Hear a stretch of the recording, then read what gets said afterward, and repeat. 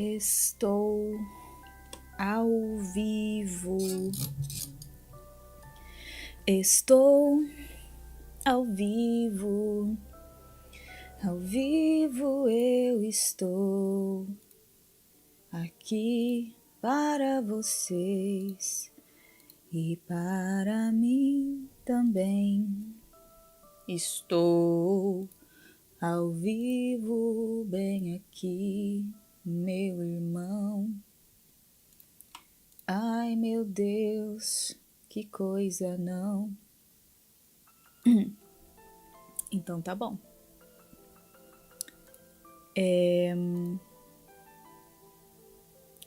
Ah, que legal.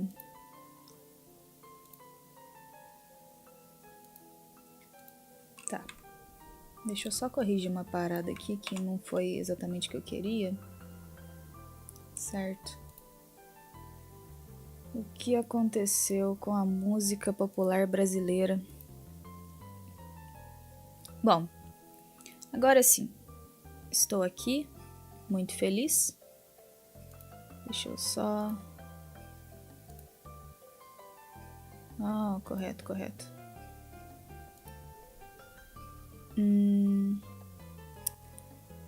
Suponhamos que eu estou louca. Fala, Zai Cru, tudo bom? Como vai você?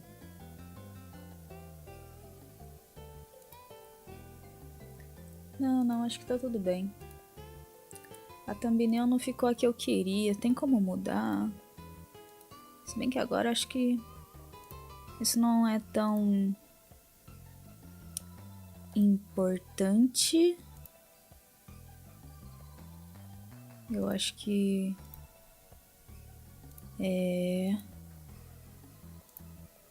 gostaria de poder mudar essa thumbnail, mas deixa pra lá, vai ficar assim mesmo. Fala, Cótico, como é que vocês estão, pessoal? Vocês estão bem?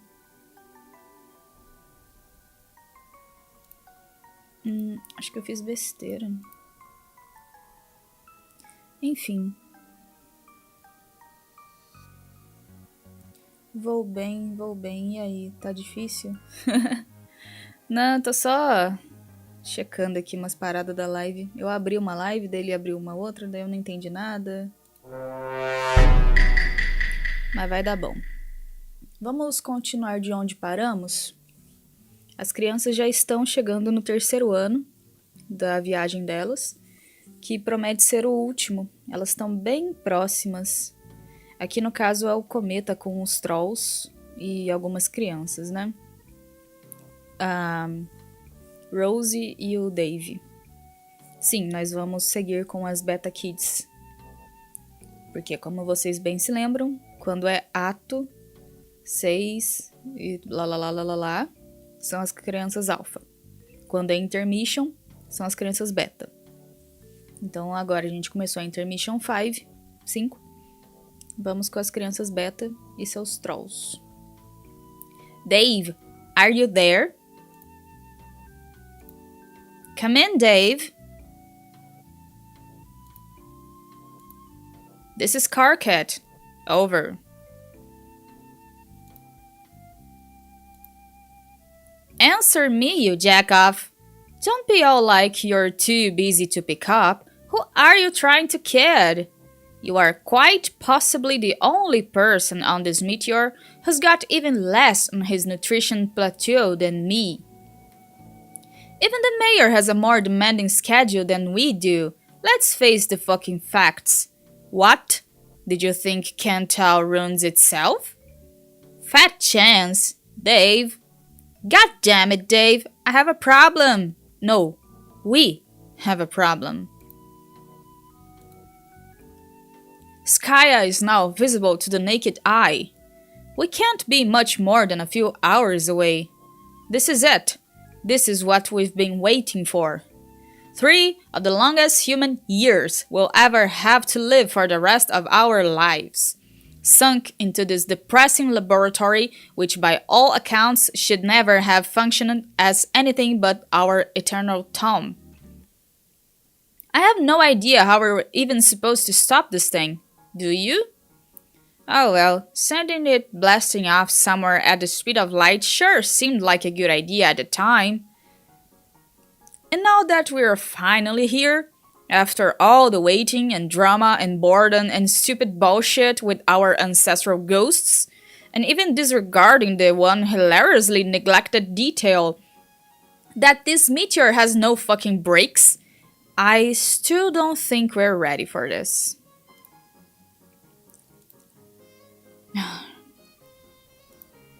Metáfora pra puberdade, talvez? I don't... How do I even begin to address this shit? Okay, how about this? Since I can't think of a better general purpose question to help break the ice in literally any imaginable social situation. Oh, Therese, no. Where are your fucking pants?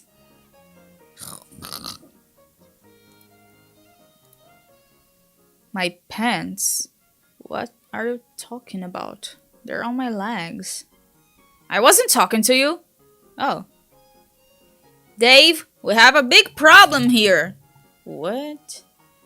I think it's time we had a... What did you call it? An intervention? For Rose? No, not Rose. Why would I be talking about Rose? She doesn't have a major problem that she needs to be confronted about by her friends before she flushes her whole life down the gaper, does she? Yeah, kinda. Why? Because she likes to drink that goofy human soporific that make her a lot funnier and more charming than usual? How's that a problem? I was talking about Terezi. Man, Terezi doesn't need an intervention. She just drinks a lot of soda. How can you not see how that is a huge fucking problem? It's red, fizzy shit water, dude. Who cares? Okay, can we just once acknowledge that we are mutual aliens to each other and as such possibly have different values and standards about things? Just this one time, Dave. Thanks. Therese has made her choices. Among them was to begin guzzling untold liters of that putrid circus cola.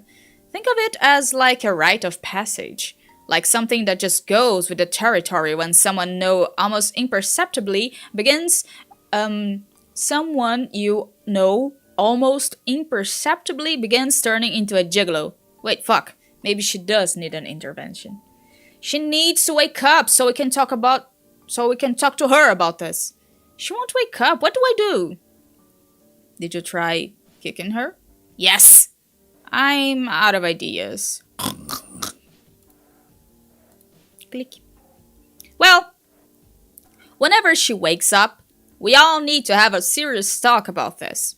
If she is in the condition when we get to the new session, if she is in this condition when we get to the new session, it'll be a goddamn embarrassment. Not to mention deadly. Need I remind you who's still following us? She doesn't look primed for battle for where I'm standing. We need to act as a unified front, Dave. We need to let her know that as her friends, we can't stand by and watch her degrade herself like this. Man, I don't know.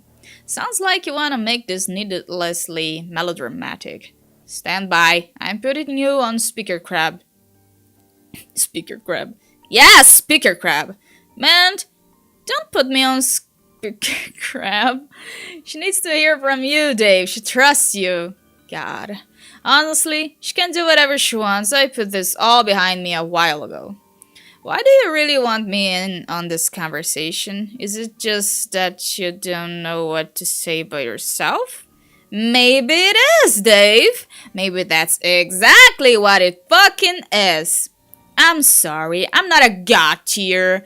I'm not so fortunate as to be blessed with the gift of gab like you. What? That badge you earned, you know? The one that makes it easier to talk to people? Like, really open up about your feelings and say whatever needs to be said? That's what you think it does, isn't it? No, dude. That's not what Gift of Gab does. Okay, what does it do, then, wise guy? Its utility isn't really comprehensible to lowly mortals, sorry. Use night shoot, Huffer. Why don't you come up here so I can push you off this building? Nah. I'm putting you on speaker crab and then together we are going to keep it real as shit. Do you hear me? Cabeça flutuante do DK, não. What do you actually want from her? Do you want her to stop drinking Faygo and falling asleep in puddles of red fructose corn slobber? Or do you want her to somehow address the root of those habits and cut all that out for good? Yes, I want her to do that, the latter thing. Yeah, I can understand where you're coming from. But in situations like this, I think you need to remind yourself there's only so much you can do for somebody. And maybe they aren't going to want or need your help, and you just have to figure out how to deal with that. Like at some point in your life, one of your friends might start spending all her time with a guy you think is bad news, and you have to decide if you need to intervene as a friend or just let it go because people can change or drift apart or whatever, because that's just something that happens. Dave, your wisdom, my god, it's knocking my socks off. Holy shit, please tell me the secret to your wise ways. And while you're at it, maybe you could tell me what the fuck you're talking about. Look, all I'm saying is, there comes a time in every young woman's life when she has to come to terms with the decision to gradually morph into a juggalo while all her friends and loved ones watch in dismay.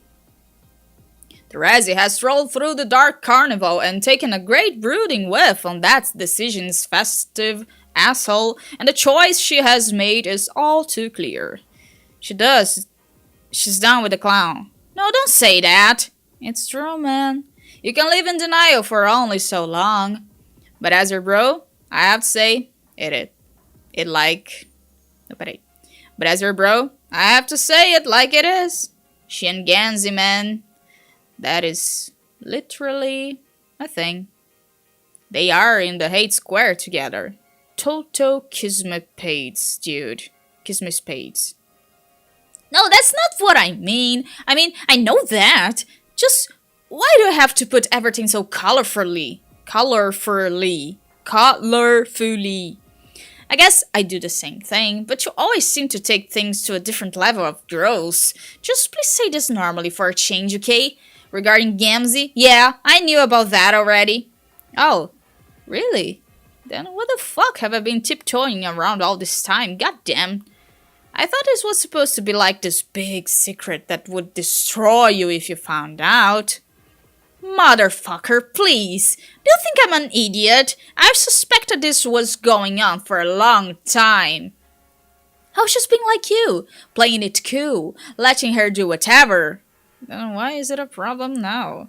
Because this is the last straw. We're supposed to be ready for action by now.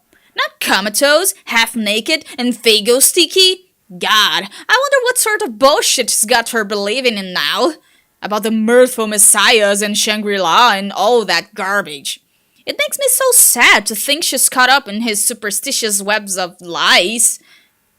It's been awful watching the person I used to know slowly drift away from me, to the point where she might as well be gone. How did you manage to deal with that? What? You and she used to see each other all the time. What happened? Like I said, I just put it behind me. She started sneaking around in vans and stuff, acting suspicious, trying to hide the fact that she was seeing him. Like she was obviously ashamed of it and worried how I'd react. But it was hella transparent that was going on, so I just said, that's fine, well, can do your black rum thing with a juggalo, it's your decision. But I can't keep playing along. I can't do the quadrant thing, it's just too weird for me. I'm not a troll, and I'm not all open-minded about getting multicultural. I still don't understand the spades thing, and it makes me really fucking uncomfortable even trying to imagine how that works, and I sure as fuck don't want to date anybody who's got a hate clown on the side. So I said, no hard feelings, I still like you and all. Do whatever makes you happy, I'll just be over here in the hypergravity chamber training to beat Lord English. We have a hypergravity chamber? No. Oh. But what about you? Haven't you been talking to Gamzee this whole time? Or is he just balls out lying to you about sneaking around the meteor with Therese?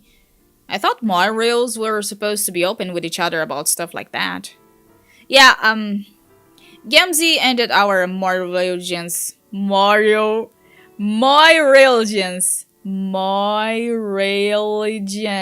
quite some time ago. Oh shit. Sorry to hear about that. It's fine. It was really a dead and pale relationship. At first, it really seemed like I was a necessary part of his life, keeping his shit under control. But as time went on, he just got completely disinterested and of the things at all. He started getting so unbelievably self-satisfied and pious, like way more than he ever was before. Like he's just so completely convinced he's found his calling, that this session is the gateway to the promised land, where he'll fulfill his destiny. He's so caught up in his idiotic schemes, he couldn't give a fuck about me anymore. Whatever, at least he stopped killing people. Amazing, I spent 3 years on this rock and never said one thing to the guy. I saw him once too, just a glimpse in a dark hallway. It was kinda like seeing a blurry purple Bigfoot with a huge boner. Oh god, that fucking god-tier outfit. What a goddamn faker. I can't for the life of me imagine where he got that thing. I know Kanaya sure as hell didn't make it for him. The man literally has no shame. Why is he wearing it? I don't know. I don't think even he knows. Maybe to make a good impression on his fake-ass religious idol. After he thrusts his sacred codpiece through the gates of Shangri-La. The best thing we ever do together is slam this asshole's damn religion. Yeah! Really, it's the most hilarious fucking horse shit I've ever heard.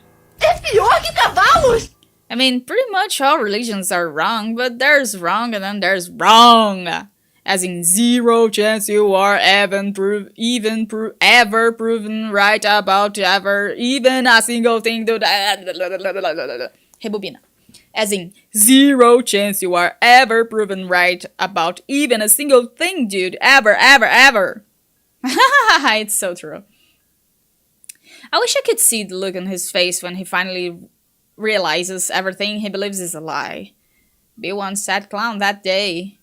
His bulge will probably deflate and make this high-pitched noise plus corresponding flatulence. Hey Dave, what do you think will happen to us after we meet up with the others? I mean, as friends. What do you mean as friends? I mean, will we still get to be bros? Yeah. No offense, Doc, but that's a dumb and neurotic question. No, but see, we're going to meet all these other people. John among them. And John is your best friend, so you will ostensibly resume that friendship where you left off. And John and I had a few testy conversations with each other one day, and in most of those, I made a fool of myself. Já olhou pra alguém e pensou, o que passa na cabeça dela? Fala, Rica, tudo bom? Como vai você, meu querido? And I guess we became friends that day, maybe? But the reality is, it was just one day. And he'd be well within a reasonable frame of mind not to give a crap in hindsight about the guy who trolled him 3 years ago.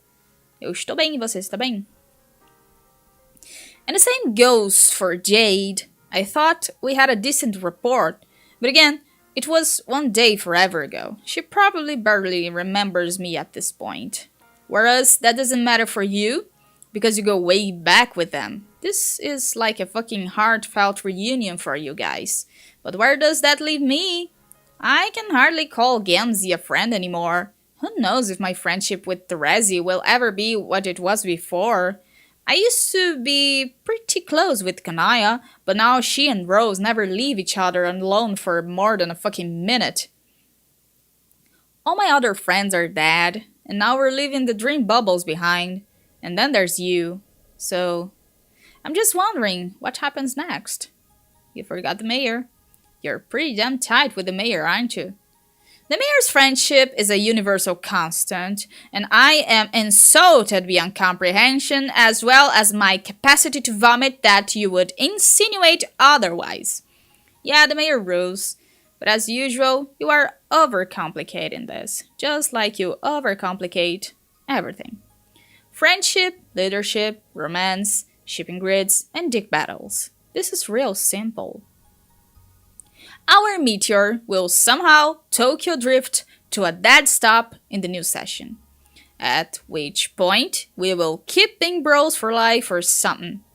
I'll start being friends with John and Jade again because they are my friends and never stopped being that.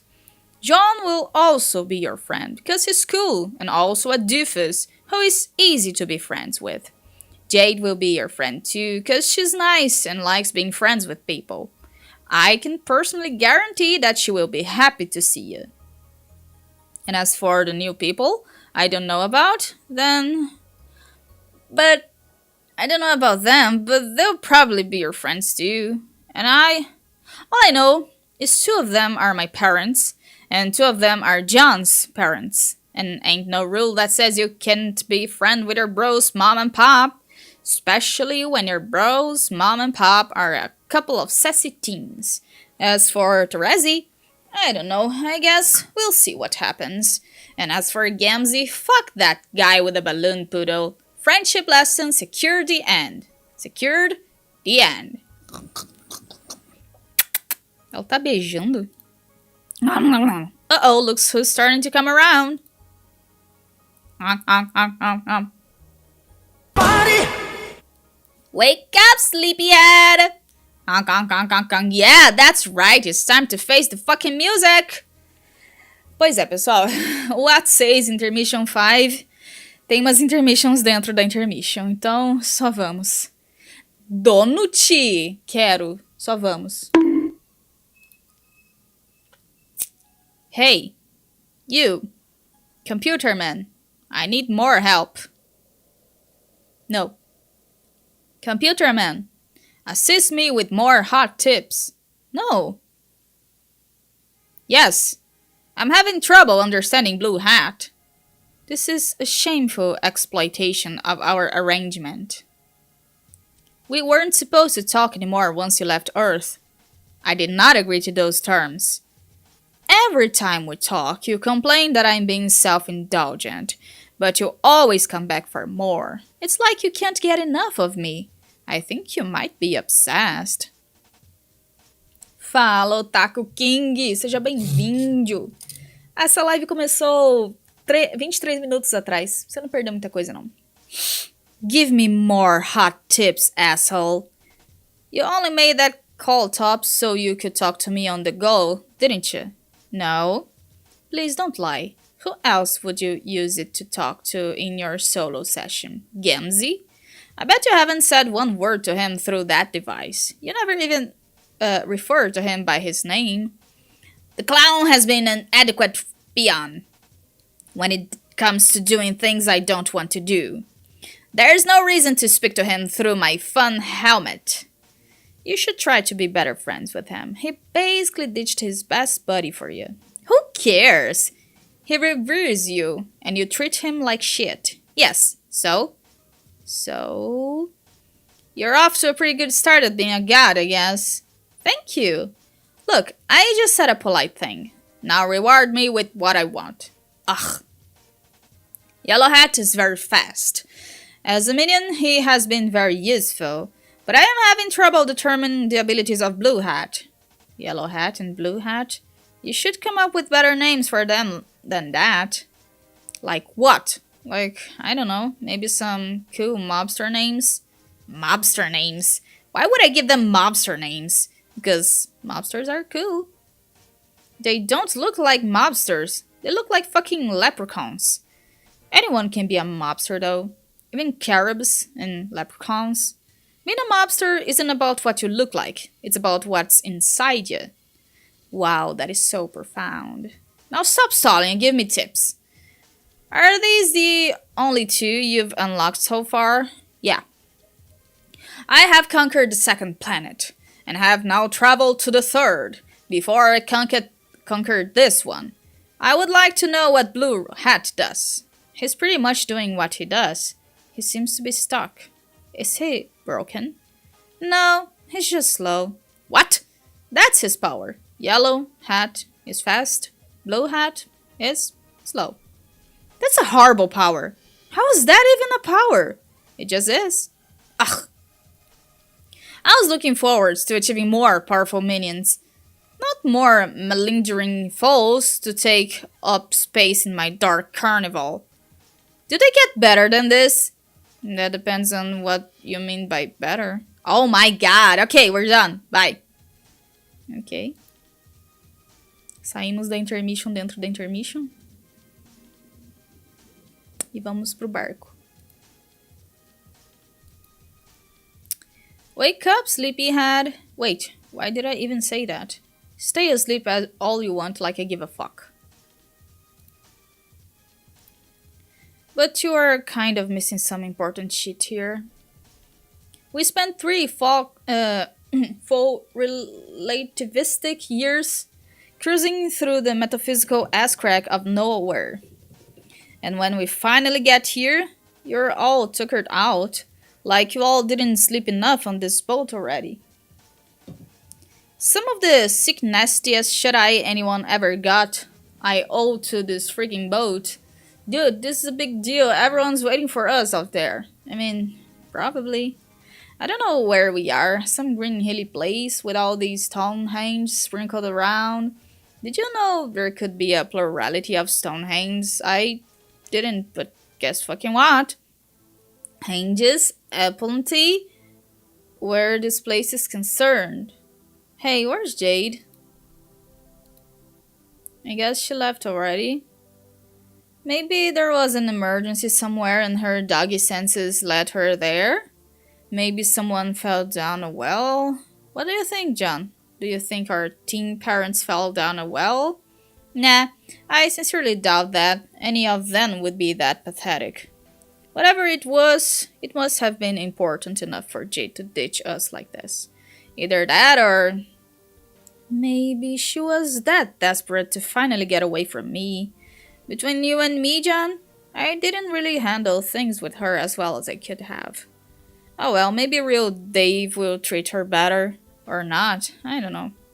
I did her a favor cutting Bird Dave out of her life. Nobody really deserves Bird Dave as a boyfriend or a friend or anything. It's like getting one of the janky Daves from the bargain bin at the Dave Depot. Or one of the marked down Daves the day after National Dave Day. It's like somebody taxidermized your Dave and expected you not to notice. Feathers? What feathers? Haha, no, that Dave is totally normal and okay. You should just go back to being bros with real Dave when you see him. I'll be fine, I'll just flap around and do my thing alone. I'm completely alright with that at this point. We had our ups and downs, John, but all in all, it was cool to go on this road trip with ya. There were some times, man. The times. I'm telling you, they were unreal. I bet you people would pay good money to see every second of the madcap stunts that were going down on this ship basically 24/7. If hoes could talk now, wow. Just joking, it was seriously boring as hell. But I mean, it was still cool, so yeah. Hey, what's that ring anyway? I've seen you with that ring before, and I guess I was just like, okay, John has a magic ring for some reason. No need to mention that or anything. But where did you even get it? You can't even hear me. You got your snooze on so hard. Ain't gonna wake you up to hassle you about no ring. I probably should have said all this stuff when you were awake anyway. Like this stuff about friendship. Fuck it. I'll just leave another one of my patented magic notes taped to your shoe. Or your colleague or something. My magic notes rule. I'll miss leaving them taped on stuff. E eu vou beber uma água. Eu não sei por que eu pus esse efeito.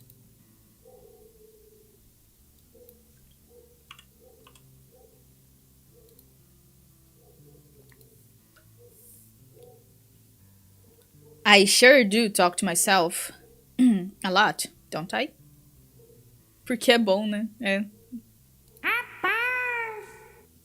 Well, why have I never made this observation? I probably needed to be a bird for exactly 3 years to finally have that epiphany. É pior que cavalos! Cavalo.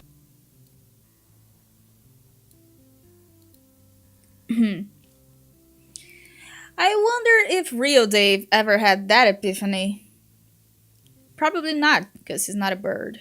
The bottom line is, being a guy who's also a bird makes you think. Anyway, I'm out. É pior que cavalos é de um vídeo norte-americano de comédia e daí ele foi fã dublado. Sabe aquele gif do cara negro que desce escorrendo o suor da cara dele? É desse vídeo. No caso, é o Jordan Peele, dos filmes lá de terror. P.S. Happy birthday, John. Have some watermarks for the road. Aí vamos na Intermission 2 da Intermission 5 do ato 6.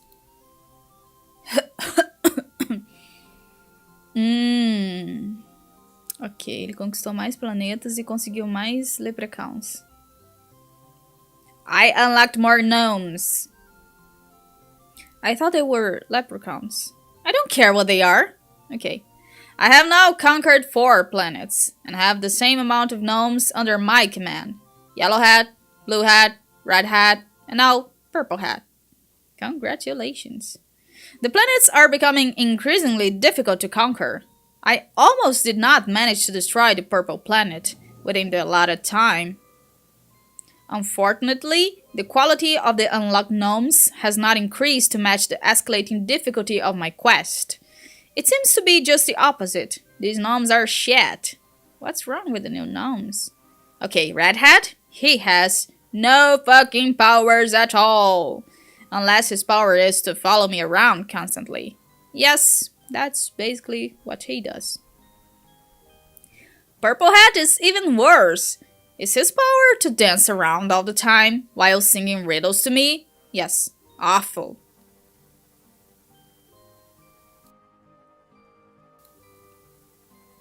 Purple Hat's behavior is so infuriating. I have attempted to murder him several times, but to no avail. You can't kill Purple Hat, he's too lucky. That's also his power, being really lucky. What? What good does that do to me? I don't know. Get him to solve puzzles for you? Use him as a human shield sometimes? I mean, a gnome shield? Oh yeah, that's actually a really good idea. You shouldn't be whining about how lame your minions are. As you accumulate more, your job is obviously to combine their talents in creative ways to overcome the increasingly difficult challenges on your quest. Synergize your time gnomes. Make them more than the sum of their pointy hats. That's going to be difficult. They are all idiots. Nobody said it would be easy. Nobody said it would be easy. Fine. I have no more questions for now. Hey, did you kill that cute turtle? No, but I can see your pastoral. You're standing there holding a gun and pointing it at the turtle. Okay, then yes, I killed the turtle. Boo! Matou mesmo.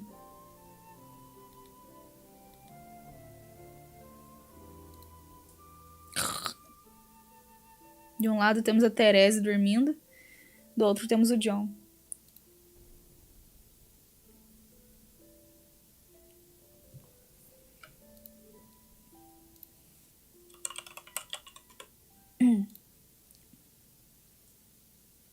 Tunts, tunts, tunts, quero ver.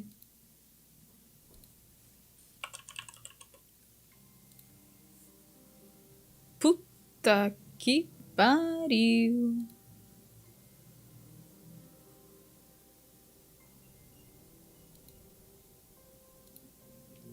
Hey, it's the blue boy again. See him there just off the starboard ship. Yo, watch how far away I can fork him from. Mina, put the trident down. Don't make me confiscated again. Confiscated? Agora sim. One Piece. Hey, it's John. Vriska, is that you? Yeah, get over here. All right. Oh, great.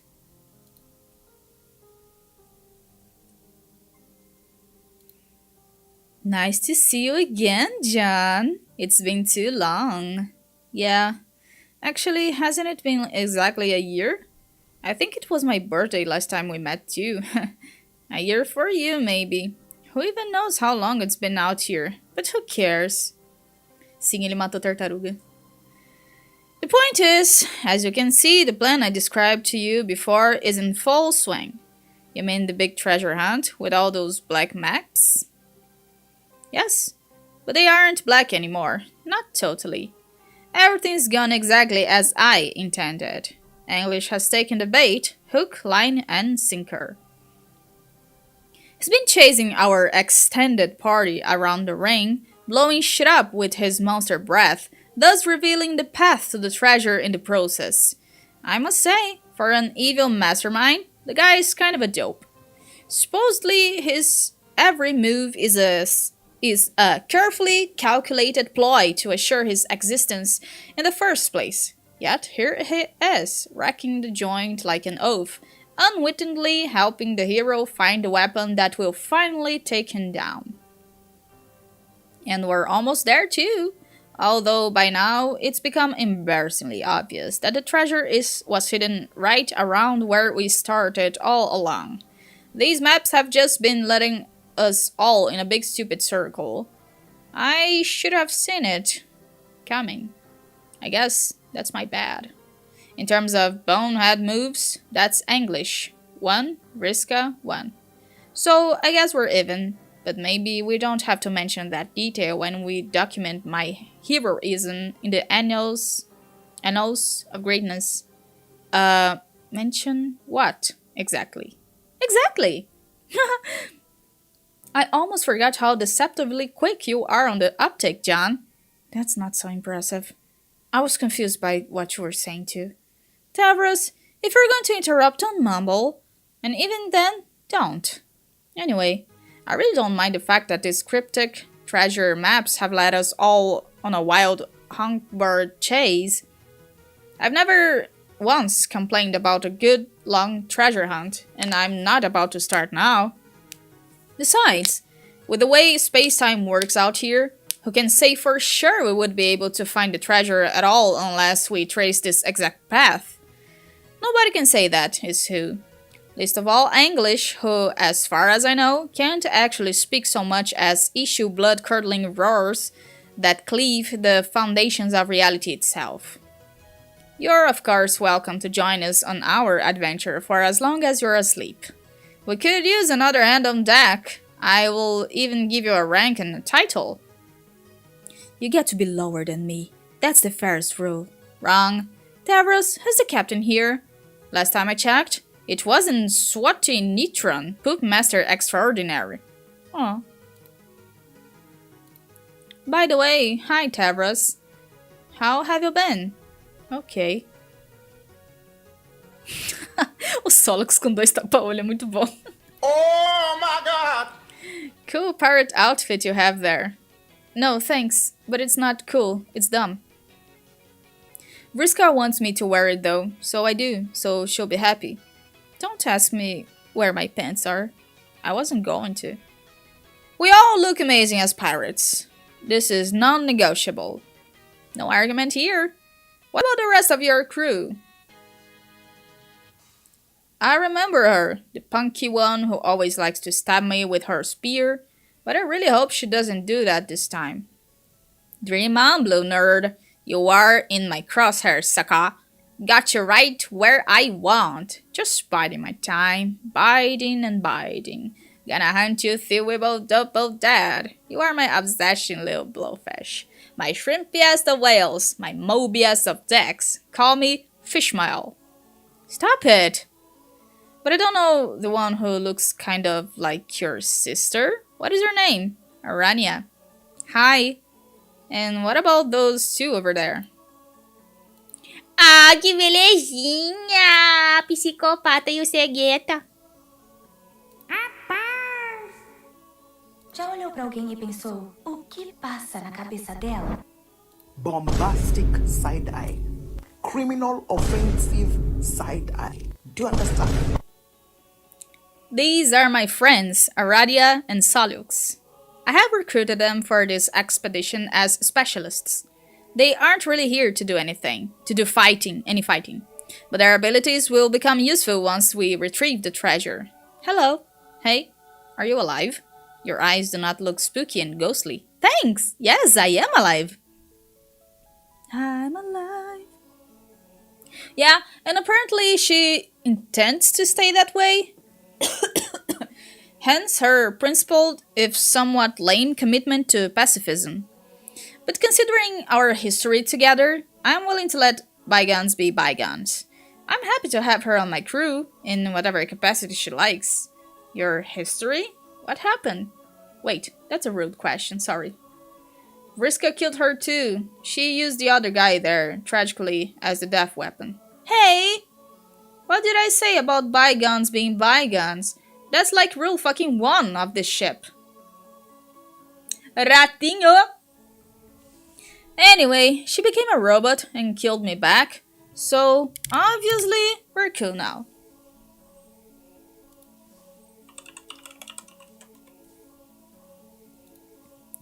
Jeez, why does everyone always die so much? Qualquer pessoa lendo Homestuck se pergunta isso, John. Lol, like these guys want to talk. Solux, don't make our guest uncomfortable. He's already uncomfortable, as he should be. We all should be. Really, I haven't thought about any of that in a long time. Ancient conflicts don't mean anything to me anymore. But I was more than thrilled by the opportunity to go on another adventure like this. We used to enjoy such campaigns together all the time when we were younger. Of course, now the teams are a little different. Yeah, man, those were the days. What about you? Why do you have double eye patches? Because I'm blind, stupid? I can't tell if you're alive too or not, because I can't see if your eyes are spooky. They're spooky as shit, but yeah, I'm alive. Okay, here's the short version. I used to be able to see, but then I went blind. Then I used my powers too hard and died. But it turned out I was only half dead. Half dead? Let me finish. So the ghost half of me could see again, so I was only half blind. But then somebody prototyped my corpse, which I guess sucked the ghost half of me out of my body to make me fully alive again. Also fully blind. And now the ghost part of my soul is sharing a sprite body with fucking Aridon of all people. Who's Aridon? Just the dude who blinded me in the first place, it doesn't even matter. Alright. But I don't think I quite followed all of that. What does being half dead mean? You know, forget it. I'm so sick of telling this story to people over and over and nobody understanding what the hell I'm talking about. It's all so simple. No, actually, it isn't. It's a fucking stupid story that makes no sense. Maybe that's the problem. My marginal existence is fraught with so much pointless duality and complicated nonsense, so I'm done even trying to explain it. From now on, I should just wear a shirt that says don't ask me about my disability or my immortality. Then everything would be fine. It's really kind of a shame. Gamzee prototyped Aridon's torso parts and swiped his ghost from the afterlife.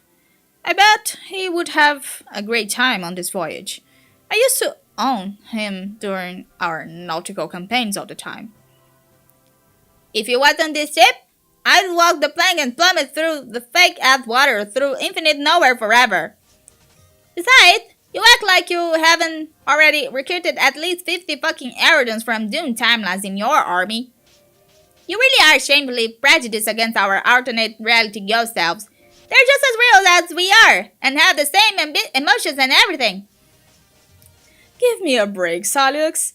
As if you don't feel them the exact same way. You've got real Aridon, and then pretty much a whole bunch of pretenders out there. They're all real! Shit! I don't even like Yaradon, but here I am sticking up for his kelpies. See? You just called them kelpies. Even you can't avoid accidentally using a problematic slur, which reveals that no matter what you believe about your morals, deep down you're always gonna favor the original, while viewing all the others as duplicate of lesser values. Oh, whatever. Just whatever. Rationalize the collateral damage to your army all you want. And to think before I joined your party, I heard rumors that you might have changed, like learn to be a better person or something. Huh, yeah, right. Oh, please. I hardly think I am a bad person for failing to give a shit about a billion Meneless and bad Nepetas, do you? No, you're not a bad person for that particular reason, I guess. What am I seriously supposed to do? Fly around and befriend each one individually? Sorry, I have better things to do with my time. Let's try to be at least somewhat practical here. I've met most of those Nepetas, they're all very nice. Oh, shut up! Eu tô meio sem voz, Otaku King, senão eu fazia mais direitinho. Eu adoro fazer a voz da Vriska poderosona, mas eu tô sem voz, tá falhando. Devia ter aquecido. É. And what about all those ships up ahead? Are they part of the treasure hunt too? Of course. That's my army. Ah, não, eu tô mais lendo, né? Só chega ali na hora do Solux, eu gosto de fazer a voz dele, daí eu interpretei a dele melhorzinha. Ok. Okay, I mean our army, but like, on boats? Isn't an army on boats usually called a navy?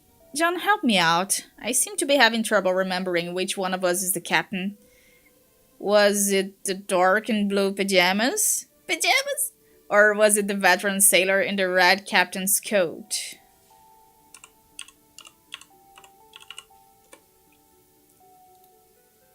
That's right, the captain was me. And I said it's an army that happens to be on a bunch of boats. Oh, damn. He got smoked. Whoa, so smoked. Mina, did you catch those sick fires? No, but for real, it pretty much is a navy, just saying. How's in the army? Thousands of ghosts. Primarily those of old friends and acquaintances.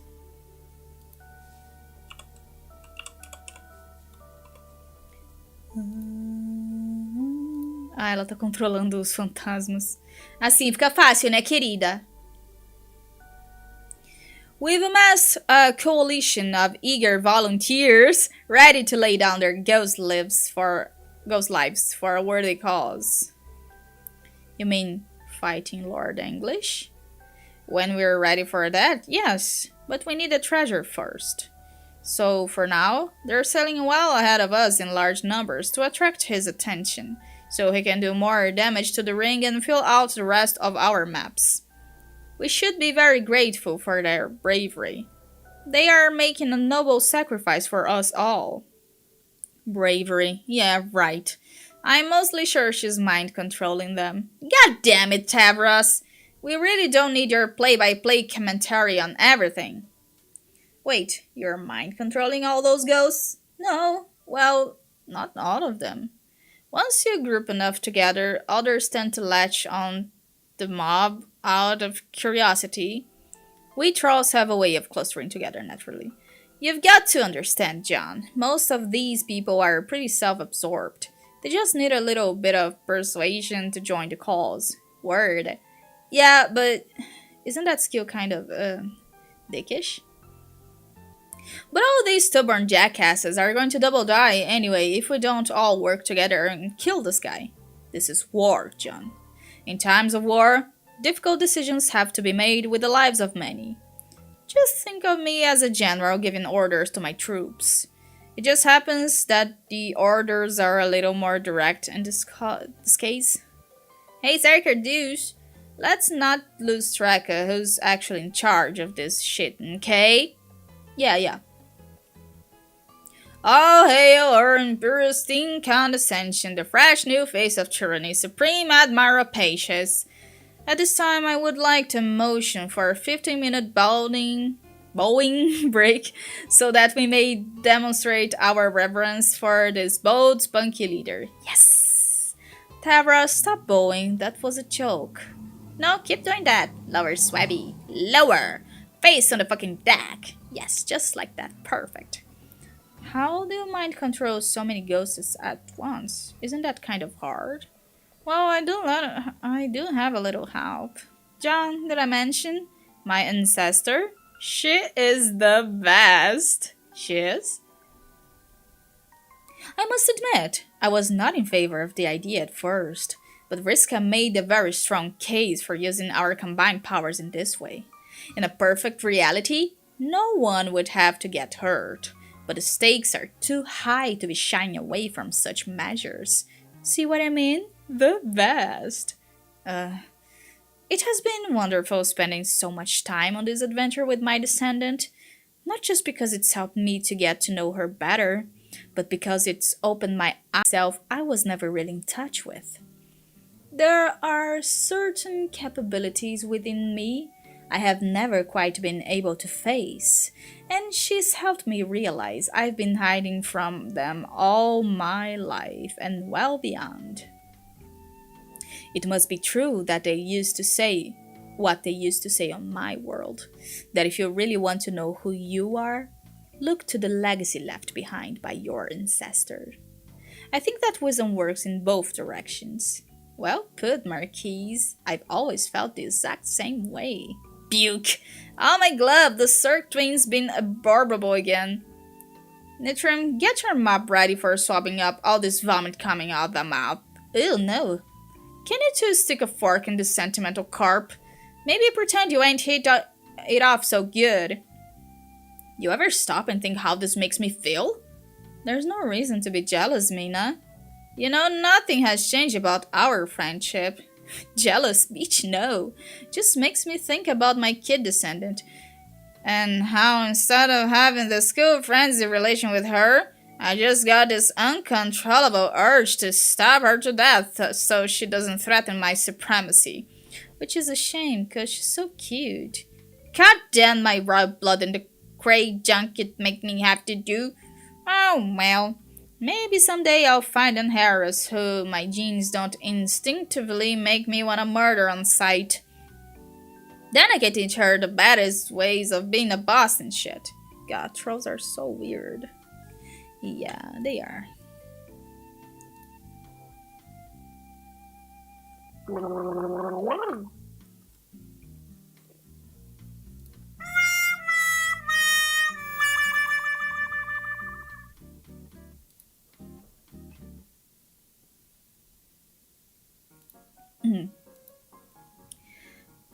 John just said trolls are weird. He said it quietly, but I heard him. A cara do John puto. Hey, you snitch. Yeah, but aren't we... Moral of the story is Blockhead is a dumb nerd, but it's right when he says stuff. Look at that, it's like me and him are becoming fast friends, thus lulling him into a sense of false confidence already. What? Son, my little whale, son. It is true. To a human, the ways of trolls from both Alternia and before us will seem very strange. In fact, prior to uniting in the afterlife, even the two groups of trolls were reasonably alien to one another. I've had a great deal of time to study the cultures of many species through paradox space. No matter which race you belong to, one can always find another whose ideals pose a challenge of comprehension to even the most open-minded. Fala, Vimones! Como vai você? Tudo bom?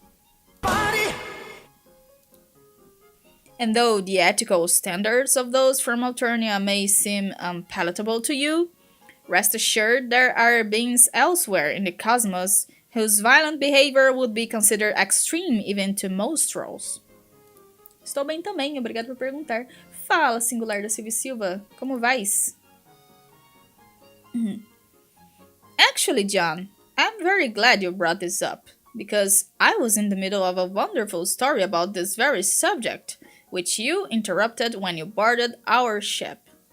Oh, sorry. No, that's fine. Really, I'm quite pleased that you did. This way I get to start over from the beginning. Todo mundo,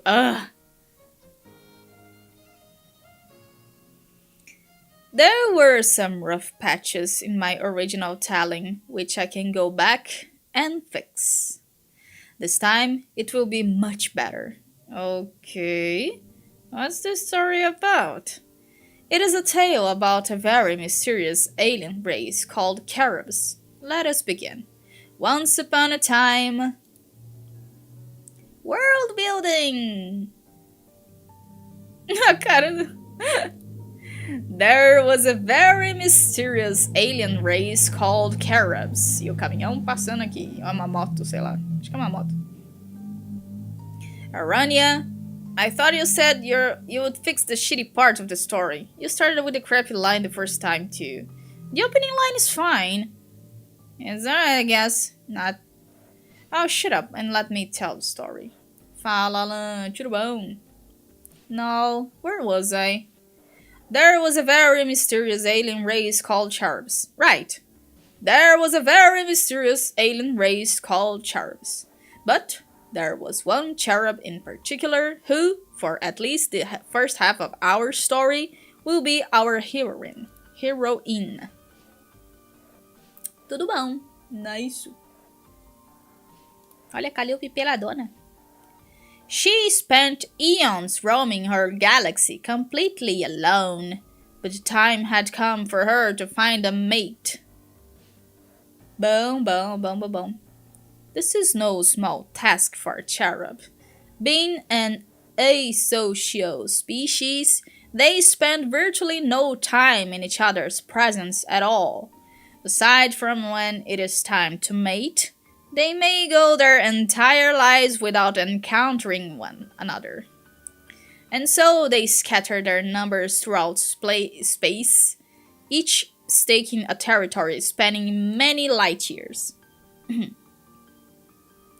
But like a predator is able to track the scent of its prey, a cherub can sense the presence of another nearby. This sense is especially strong if that cherub shares the same qualities its other half once had long ago, before it experienced the maturation process known as predomination. Quase que eu falei besteira. Não está fazendo frio. Está... Lá fora tá fazendo frio, porque tá ventando pra caramba. Mas aqui dentro... está menos abafado que ontem, graças a Deus. Que ontem estava muito abafado. Está ideal dentro de casa. Fora de casa, vento, ventania. You see, when a young cherub hatches, it would appear that only one creature has begun its life. But the appearance is not to be trusted. The young cherub actually consists of two completely distinct beings, a male and a female, each sharing one body. Casa dela uma tardes. The two halves are endowed with polar opposite predispositions as well. Droga, Rica, para de falar pros outros onde eu moro, cara. Eles não podem saber. Os Daleks vão me achar.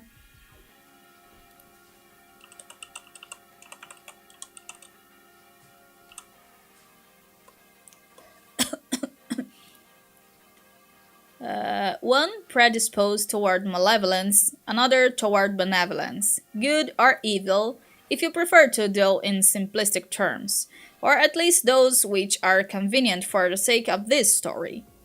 I prefer to view the dichotomy as a kind of moral alignment, like an attribute that dictates the choices a character makes in certain types of games I used to play. Tenho mesmo. The male and female halves can be aligned either way as long as they differ from each other. The resulting conflict between the two personalities is central to life as a cherub, both before and after predomination. Plantação de arroz, como assim? Shortly after hatching, the two halves begin vacillating, taking turns controlling the body.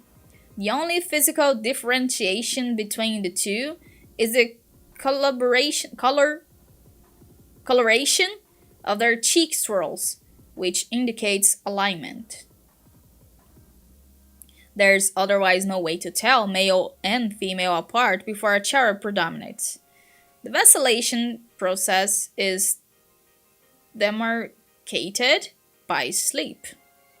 When the male goes to sleep, the female wakes up, and when the male wakes up, again the female sleeps. And so it goes back and forth like this, as the two identities vie for dominance over the other. And ultimately, permanent control over the body, permanent. They grow to detest one another and develop a view of social interaction centered entirely around animosity and confrontation. For good cherubs, this readies them for a long life of isolation, as they will prefer to avoid the sort of conflict that comes with social interaction, as they have been conditioned to understand it. But for evil ones, the contentions upbringing only serve to fuel their inclination to harm others. Caramba, arroz. Achei que fosse, sei lá, café. And though this duality makes for a tormented childhood, the inner conflict it creates is an extremely important part of a young cherub's life. The defining part, actually. It is the struggle a cherub must overcome to mature, and this process culminates in predomination. Ooh. One half will prove to have a stronger will than the other. The less dominant half will then weaken over time, and it will eventually become clear to both that one will not survive. Chroma key. The dominant personality will then completely consume the other. Sim, é assim que fala. Não é assim que escreve, mas é assim que fala. Integrating it in such a way that only one is left. The cheeks will become solidly colored, and the cherub will grow to maturity as a single being, endowed with the alignment of the dominant half, and with all his or her personal qualities at the forefront of the union. In the case of our heroine, she was the good half, and the day of her predomination was in a sense the day her brother died. And though it was to her benefit and personal growth, because of this loss, she would always live with the sense that something was missing. Every sexually mature cherub lives with this feeling. It drives them to sneak out another cherub similar to the half they lost, the part of their being which they grew up in perpetual conflict with. The desire to travel the universe in hopes of reigniting that conflict is very important to their species. It's the force which compels them to procreate. So, she set out to track his scent, as it were, and soon she found a physical trail as well, a path of carnage left behind by a particularly destructive male cherub. She followed the debris from civilized worlds and star systems he left behind, as if to mock her, to make it clear he knew of her pursuit, and was all but paving her way with the dead. His brutality made her more furious, thus setting the mood, so to speak, for their imminent courtship. Então, pessoal, tinha na época que esses quadrinhos estavam saindo aqui, esses em específico, isso é o quê? Isso é 2013. Nessa época, tava acontecendo um Kickstarter por um jogo de Homestuck, se não me engano era pro jogo. O Hive Swap. Aí tá. Era tipo um catarse da vida, que, tipo, se você pagar tantos, aí você recebe essa vantagem, sabe? Era uma campanha assim. E Homestuck, nos Estados Unidos, sempre teve muito fã. Tinha bastante adolescente, claro, fazia muito sucesso os trolls entre os adolescentes. E nos Estados Unidos o pessoal costuma ter dinheiro, né, pra gastar. Então, nessa campanha do Hive Swap pra dar dinheiro pro jogo, tinha um tier, né, uma parte lá, uma das vantagens, que era você aparecer na comic. Um troll seu, um original character seu, troll, apareceria na comic. É isso, foi garantido pelo Andrew Hussey, o dono da webcomic. Peraí que tô bebendo água. Engasguei com a minha fala. Aí tá, né? Não, já passou, 2013, né, querido? 10 anos atrás, aliás. A campanha em si, ela resultou que, tipo, o jogo ele tava sendo feito de um jeito lá. Aí eles pararam de fazer o jogo desse jeito, porque tava muito complicado. Aí eles refizeram o jogo de outra forma. No fim das contas, foi uma daquelas histórias tristes de campanha que todo mundo ajuda a financiar e depois dá errado. O jogo existe, mas assim, para um jogo cuja campanha estava acontecendo em 2013, ele tem 2 capítulos, sabe? Tipo, já era pra ter saído tudo desse jogo. Mas não, eles estão pra lançar o capítulo 3 ainda até hoje, sabe? Faz 10 anos essa porra. Mas então, o importante aqui pra vocês saberem é 2 pessoas pagaram pra aparecer na comic. E essas são as 2 pessoas.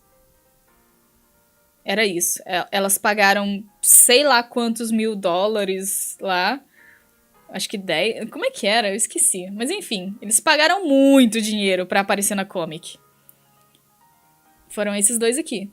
Eles foram lá, pagaram, mandaram os trolls pro Russi, o Russi foi lá e desenhou no traço dele. Isso é suborno? Isso é a campanha, cara. Foi o dono da campanha que falou, que fez essa regra. Então ele seguiu.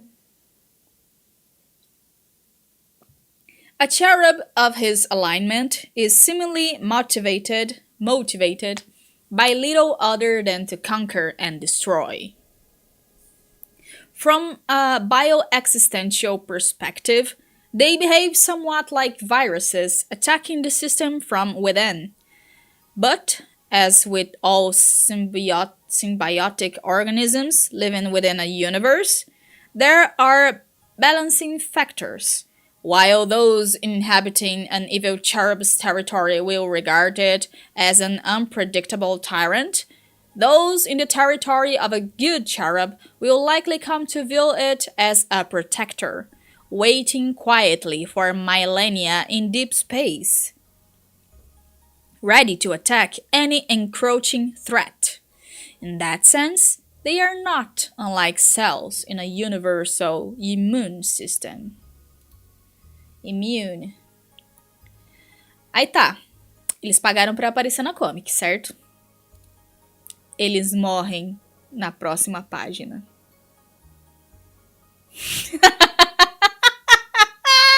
Eles apareceram na comic. E se não me engano, tinha escrito lá, tipo, você vai aparecer na comic por uma página. Ele não especificou que ia morrer logo na próxima. Ele só falou que ia aparecer por uma página.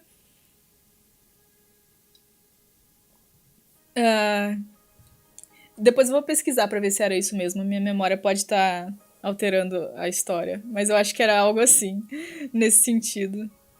É engraçado parando pra ver agora. Essas pessoas, elas sabiam o que elas estavam fazendo quando elas pagaram.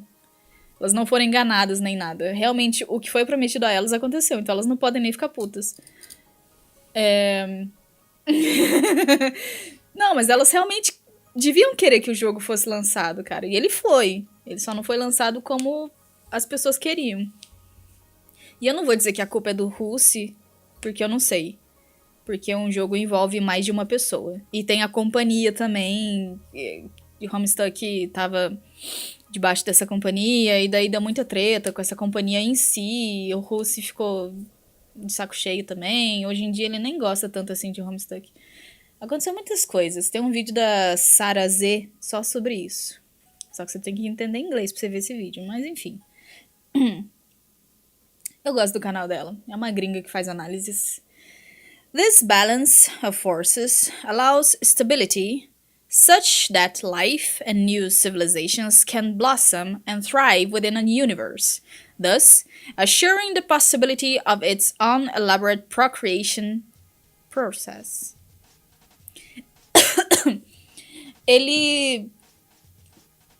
Eu acho que ele ainda gosta, sim, mas sabe quando você tá tão saturado da fama que você ganhou por causa de uma obra só?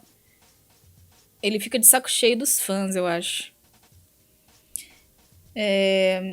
Essa obra dele estourou muito, sabe? E daí, que autor que não fica, né, pistola depois de um tempo? Os fãs de HOMESTUCK, eles conseguem ser muito chatos. Então, tinha isso também. O fandom é babacão. Mas e o One Piece? Pois é, mas e o One Piece? O One Piece é o filho pródigo, é o queridinho, aquela exceção, sabe? O One Piece é exceção pra tudo, pelo visto.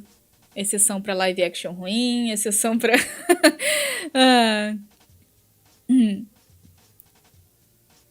But if that balance was ever disturbed, it would lead to chaos in that biosystem. The universe could not survive for long, and if by some means a cherub with such destructive tendencies were to achieve unprecedented power, the resulting imbalance would be catastrophic for paradox space itself. And though the heroine of our story could have no way of knowing, this is exactly what would result from the pursuit of her kismesis. Cherubs têm kismesis? Bom, ela tá falando do ponto de vista dela, que é um troll, né, a aranha, então acho que faz sentido. Like humans, cherubs perceive romance through only one quadrant. Unlike humans, their relationships are exclusively black. Ou seja, eles se relacionam com ódio mútuo. But their mating ritual is much more violent than any practice trolls would or even physically could engage in. And though it is critical to the perpetuation of the race, the confrontations can sometimes be lethal to one or both cherubs. Regardless of the outcome, the stakes are always high. The winner of the duel will assume control of the other's territory, while the loser will slink away to bear the offspring. So, as she toured the planetary wreckage, she knew her quest for a mate was not just about the propagation of her species, but the liberation of billions from a monster.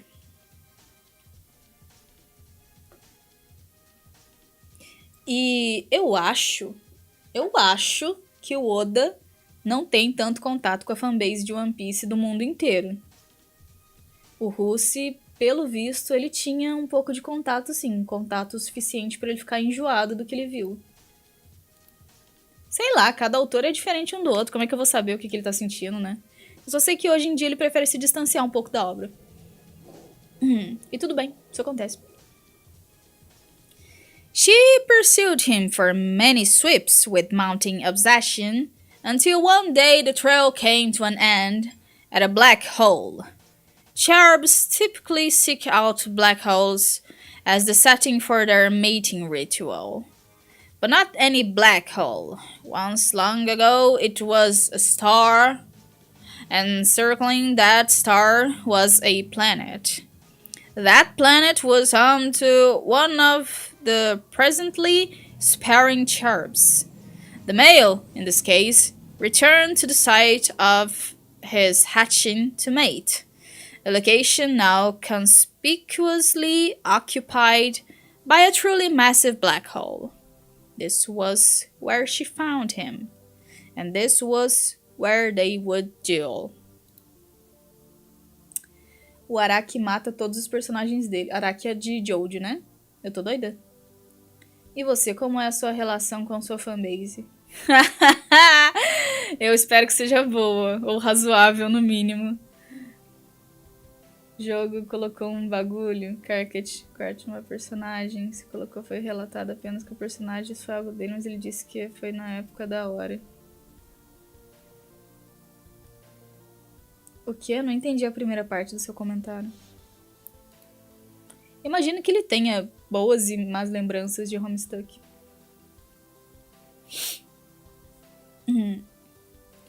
While an ATO cherub is a fearsome creature and would be a formidable opponent to anyone in its unaltered state, this is not the form in which they do battle with each other. The ritual is more extreme and physically demanding than any other kind of courtship or duel in the universe. The moment they meet, they will both undergo a dramatic metamorphosis. Aí vira umas cobronas. Pá, pá, pá, pá.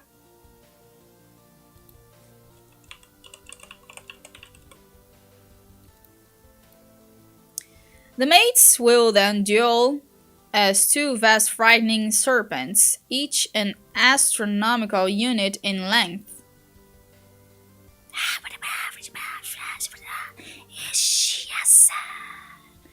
Em um tempo antigo que passou, um mundo lento se encontrou. E não havia ali nem TV nem show. É lá que eu vou.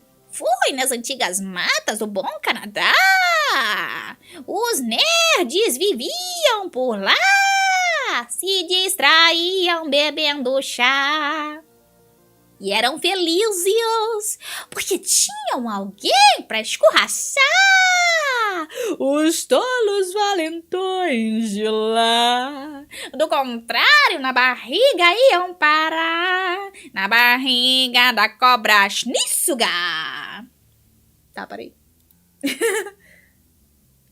Nossa, vocês não lembram de Billy Mandy? Shinisuga, cara, a cobra. Ninguém confundia Schnissuga. Morava no lago Ontário, Schnissuga.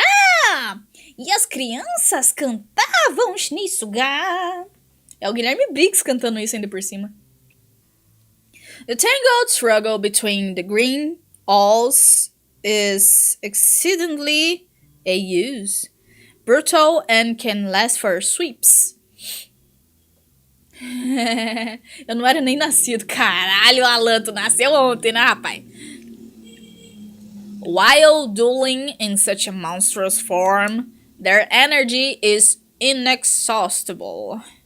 And the transformation taps into the cherub's latent connection with the enigmatic forces presiding over all that is eternal and permeating all those endowed with immortality. O nome do Alan devia ser Enzo. Normally, this power is only accessible to them during mating. In this form, they are only able to be injured by one another and are otherwise indestructible. Hence, the ritual can never be stopped by an outside force until it is complete. Ouroboros. Não lembro nem o que eu comi ontem. Carai, tá difícil, hein, gente? A memória falhou. Alan.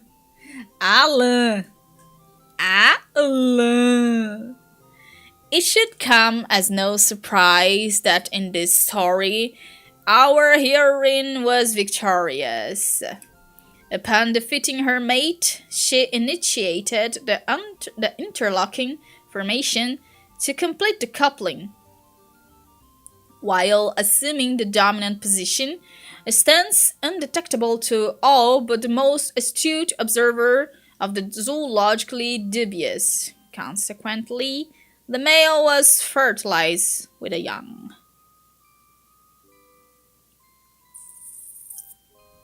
É mó psicodélico esse negócio.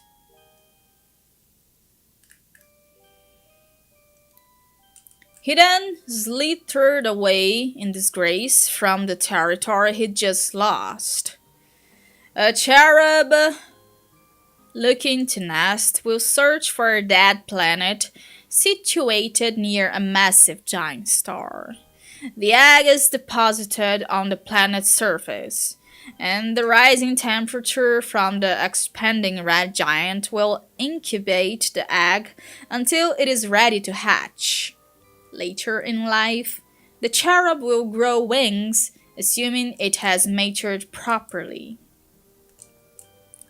And if it has learned to fly well enough to reach a safe distance from the nest before the star goes supernova, soon the hungry cherub will return and feast on the resulting stellar energy. Doing so allows it to gain enough strength to travel great distances and claim its own territory. The star will then collapse into a black hole, serving as a distinct gravitational beacon to the cherub later in life, so it may return there to mate. As it happens, our heroine's mate discovered Earth long after it had journeyed to a new sun, and long since new civilizations had risen and fallen. Now, on the brink of destruction from its dying star, its barren accommodations were ideal for a young cherub. There he deposited his single egg and flew away, never to return. No cherub ever spawns more than one offspring at a time, for it is every cherub's destiny to grow up alone, or alone on the outside, at least. Lembra o Porygon de Pokémon, só tá brilhando um pouco mais lento, né, pra não dar epilepsia nas pessoas. From that egg hatched one very special cherub with two names, one that few will ever know, and one that few should ever say. A fascinating thing about cherub reproduction is how the parent's alignment is passed on to the young. If the male lays the egg, the alignments of the child's two halves will be the same as the parent's. If the female lays the egg, the alignment will be flipped, and the young male and female halves will be endowed with opposite alignments of the parents. As such, the male half took after his father. Perhaps the son even exceeded him in violent tendencies. It is hard to imagine there has ever been a cherub more willfully destructive or as stubbornly dedicated to conquest than the monstrosity he would grow up to become.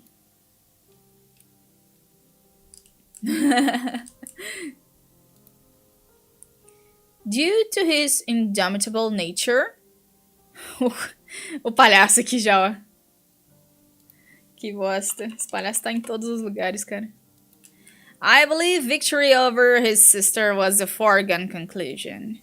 Barring a highly improbable glitch in causality, it would be almost impossible for her to predominate over someone like him. O Boga. And even so, he didn't have the patience to wait. Unfortunately, for everyone to ever exist, he discovered a way to predominate early. Yet, it was not this act alone that would prove ominous, so much as the means through which it was achieved. He was allowed to become the solo player of a game which his kind was never meant to play. And so, it is with the predomination of her son that our heroine's story ends, and the story of our villain begins. Não é? É bem isso mesmo. Hey, Mina, where are you going? I'm taking a paper break, God. As duas aqui. But the story isn't over yet. Ei, esse aqui é depois que a Fefeta explodiu. Girl, your stories never end. My bladder can't even deal. Just keep talking while I'm gone. No, that's okay. We can wait. I already heard the damn story though. Not all of it. Blubberfuck, can't you just keep yapping about snake sex while I hit the little grub's room already? Elas já chegaram e já estão sendo iniciadas no Vida de Pirata. Isso é ótimo. É muito fofinha elas. I'm afraid not. Everyone must listen to the full story. Oh my fucking god, you really are turning evil, aren't you? I would be proud except of how terrible and boring the actual consequences are for me personally. Wait, does that mean you're a ghost? You still have to pee? None of the business, blue kid. That's so weird. Am I the only one who thinks that's weird? No, John. It's definitely pretty weird that ghosts have to pee. You get used to life as a ghost pretty fast though. But weren't you already pretty used to peeing when you were alive? Yeah, that's why you get used to it pretty fast, dummy. This is kind of a stupid conversation. Can we hear more about the snakes and whatnot? It is a pretty cool story. Yes. As soon as Mina returns from her visit to the Load Gaper. Holy mackerel, can you shitfucks just enjoy your space lizard porn while I take a fucking piss? I think we could all stand to take a brief intermission from the story regardless, to let all these intriguing facts about Sharp sink in. Ugh, you and your intermissions. What is with your intermissions? They ain't even intermissions most of the time. They're just an excuse to tell another dumb story inside a longer dumb story. Yes, Mina, you are correct, and your reservations are noted. However, would it change your mind if I were to propose not an intermission, but an interfission? Fine. Let's do the interfission thing you said, cause the fish. Be right back, you scrubs. Faz um trocadilho que ela gosta. Ela é uma pessoa simples, assim como eu. Begin interfission. Oh, fuck. Ah, eu gosto desse flash. As pessoas só vão caindo. Quer dizer, no caso, Solox.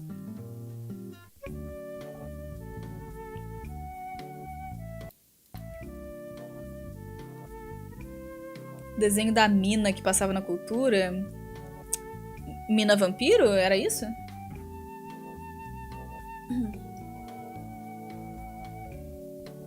A bexiga da Mina se esvaziando.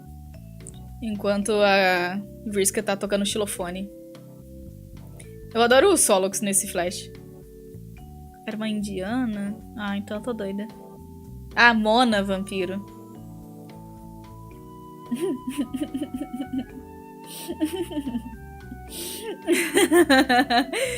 I patch guy fell the fuck down, like captor, I guess.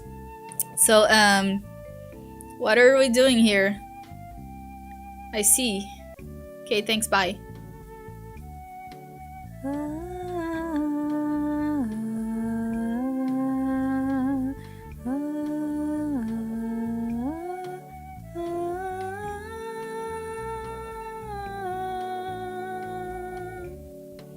É muito fofo, cara, é muito fofo.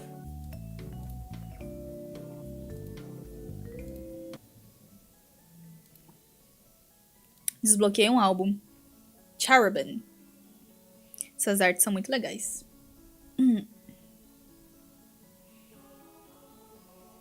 Cadê todos os álbuns? Olha, a gente já desbloqueou todos esses aqui.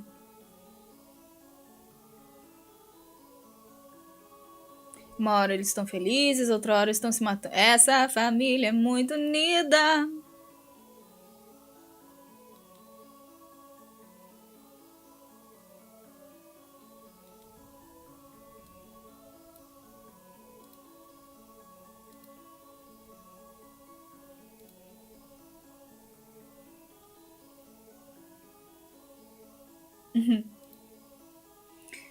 Anyway, where was I? The heroine's story ends and the villain's story begins, I think. Yes, that's right.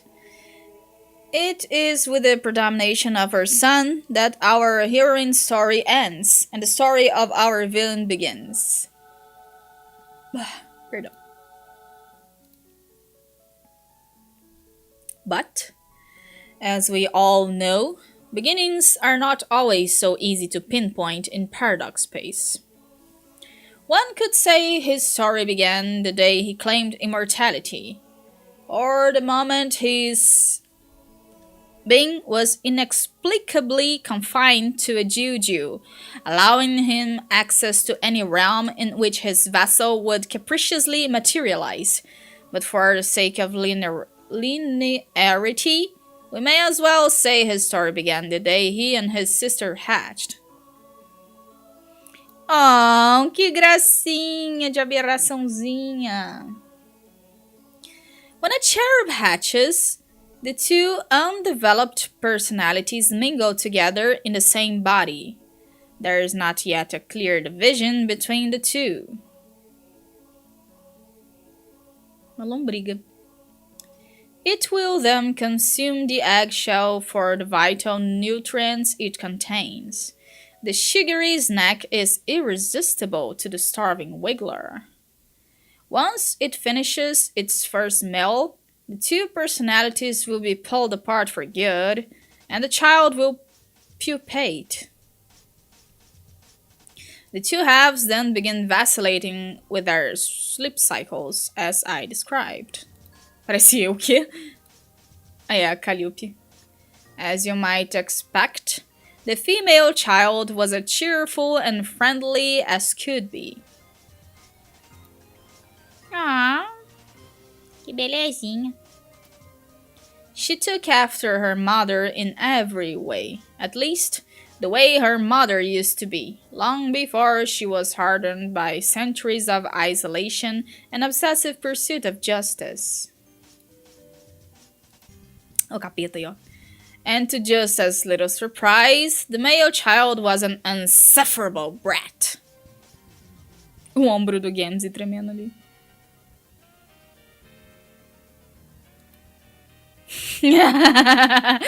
Ai, cara, esse contraste.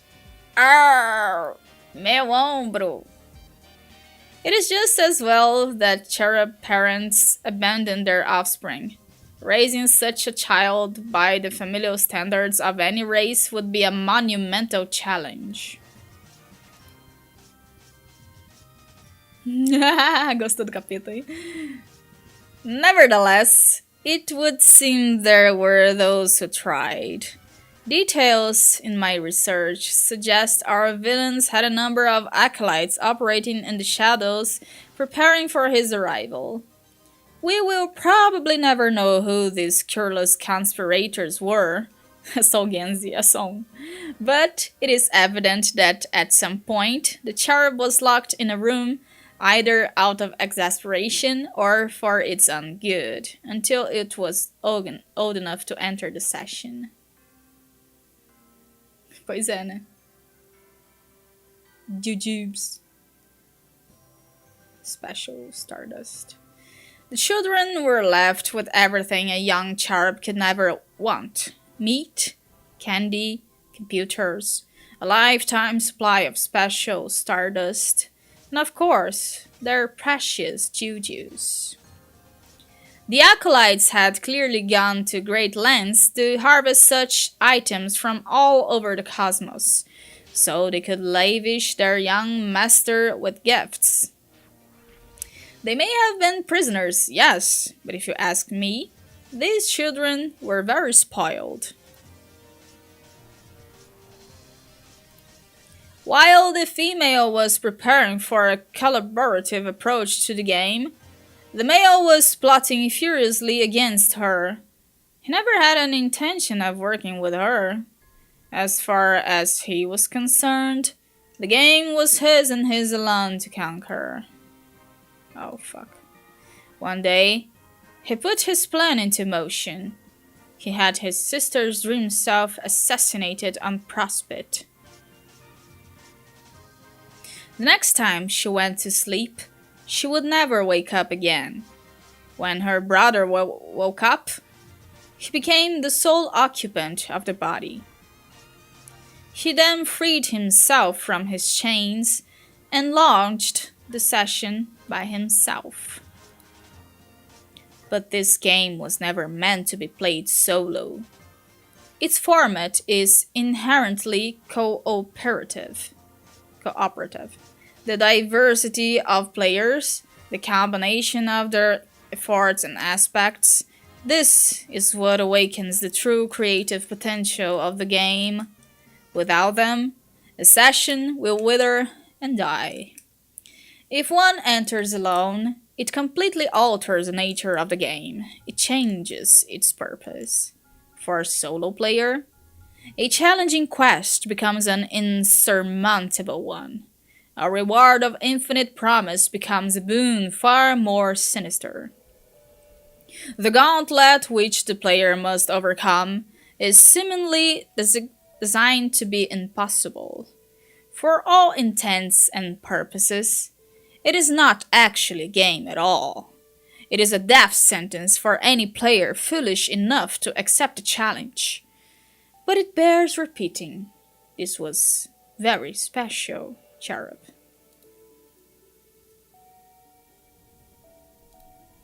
He entered what is called a dead session. This qualifies as both a null and void session, but is even less than either of those. Compared to a typical session, it is almost unrecognizable. Before the game begins, Skya is blotted out with a dark layer of clouds. Its light is extinguished for good. There is no planet waiting for the player in the median, so instead he brought it with him. Land of and But when he arrived, there was no heroic journey for him to embark on. There was nothing. No sprite, no consorts, no underlings. The land had no name. Those things all needed to be unlocked. To unlock his true quest, he was forced to undergo a series of excruciatingly tedious trials. Only then would the way of the planet's core be revealed. There, he would consult with the most monstrous denizen of all, and while such trials might discourage most players from even trying, our villain's response was quite the contrary. He was only emboldened by the mind-numbing chores. He took to them with gusto, as if performing them out of spite. With perseverance, he found the final door and unlocked it. Waiting for him on the other side was a terrible creature named Yaldabaoth.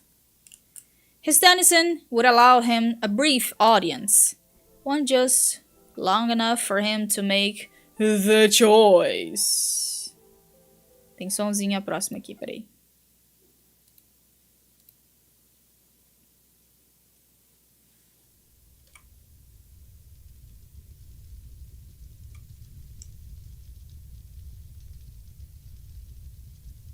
Yaldabaoth.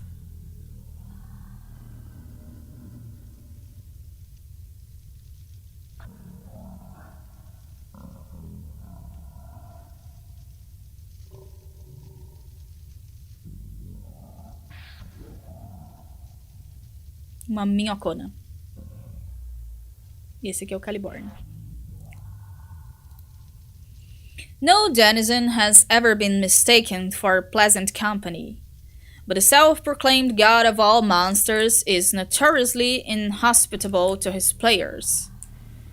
His choices are known for their wild extremes, and to this player, in this session, he offered his most extreme choice of all. It was the choice between a path of conquest and a path of sacrifice. But this is putting it lightly. In a tongue only his player could understand, he described what the path of the martyr entailed. In short, it involved nothing. The player chooses to walk away from the temptation of power, to surrender all ambition, and to welcome death. In exchange for this pledge comes a promise. The player's sacrifice is assured to benefit all who will ever live. In death, the player would later be in the position to help bring an end to a force of unfathomable evil and destruction. A force which was unleashed, for instance, by someone who once opted for the other choice.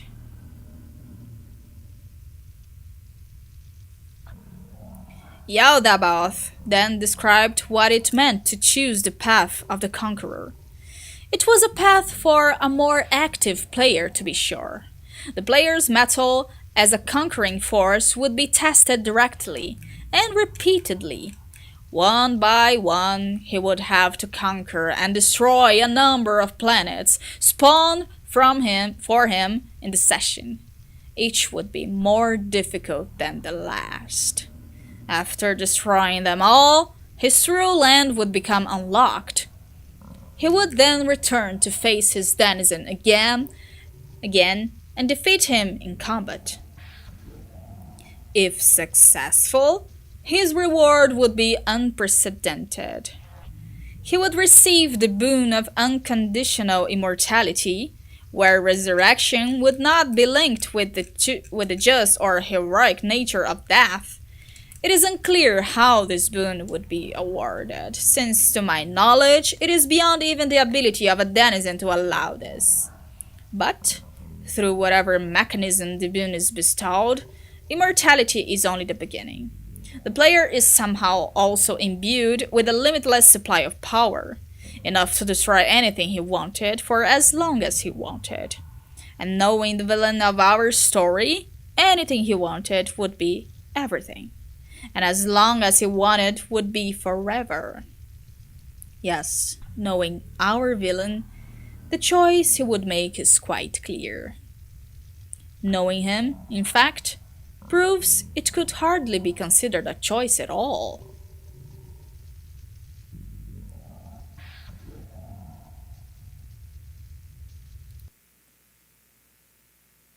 Voltar a musiquinha.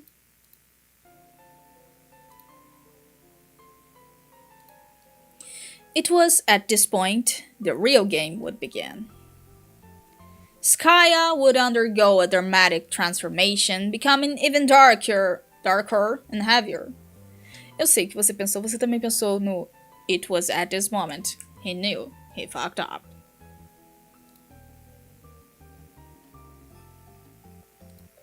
Soon, it would become a very massive solid sphere. It would begin to generate heat within due to rising density. The surface would begin to crack. Bolas de bilhar. The resulting explosion is known as the first break. From the primordial blast would emerge 15 planets for the player to conquer. Bolas de sinuca. They would scatter and ricochet at a high velocity before settling into orbit in the median. The break is a very violent phenomenon, though. Not all planets will necessarily clear the blast before the Skyan debris settles into its final state.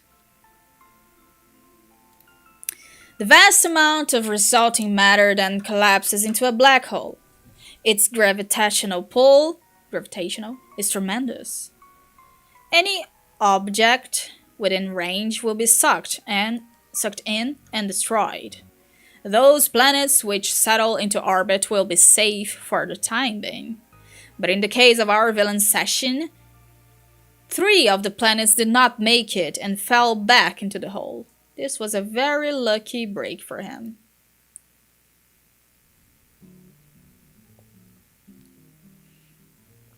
1, 2, 3, 4, 5, 6, 7, 8, 9, 10, 11, 12.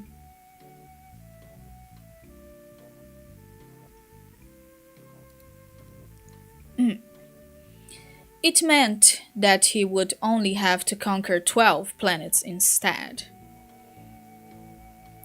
This bit of good fortune could very well have been the difference which allowed him to overcome a nearly impossible challenge.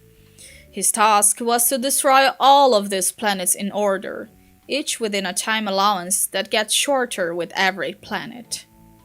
Ia ter que fazer speedrun. To destroy a planet, first it must be conquered. He would have to overcome all forces of resistance on the planet, and ultimately defeat whatever powerful underling ruled there. Then, much like he did to unlock the quest in the first place, he would have to travel to the planet's core. Then he would retrieve a bomb and return to the surface. If he did not accomplish this in time, the bomb would detonate in the core and the game would be lost automatically. The bomb is not powerful enough to destroy the planet alone. In fact, its purpose is not to damage the planet at all, but to move it. I like to move it. So he must bring it to a designated location on the surface. When it explodes, the planet will be knocked out of orbit and sucked into the hole.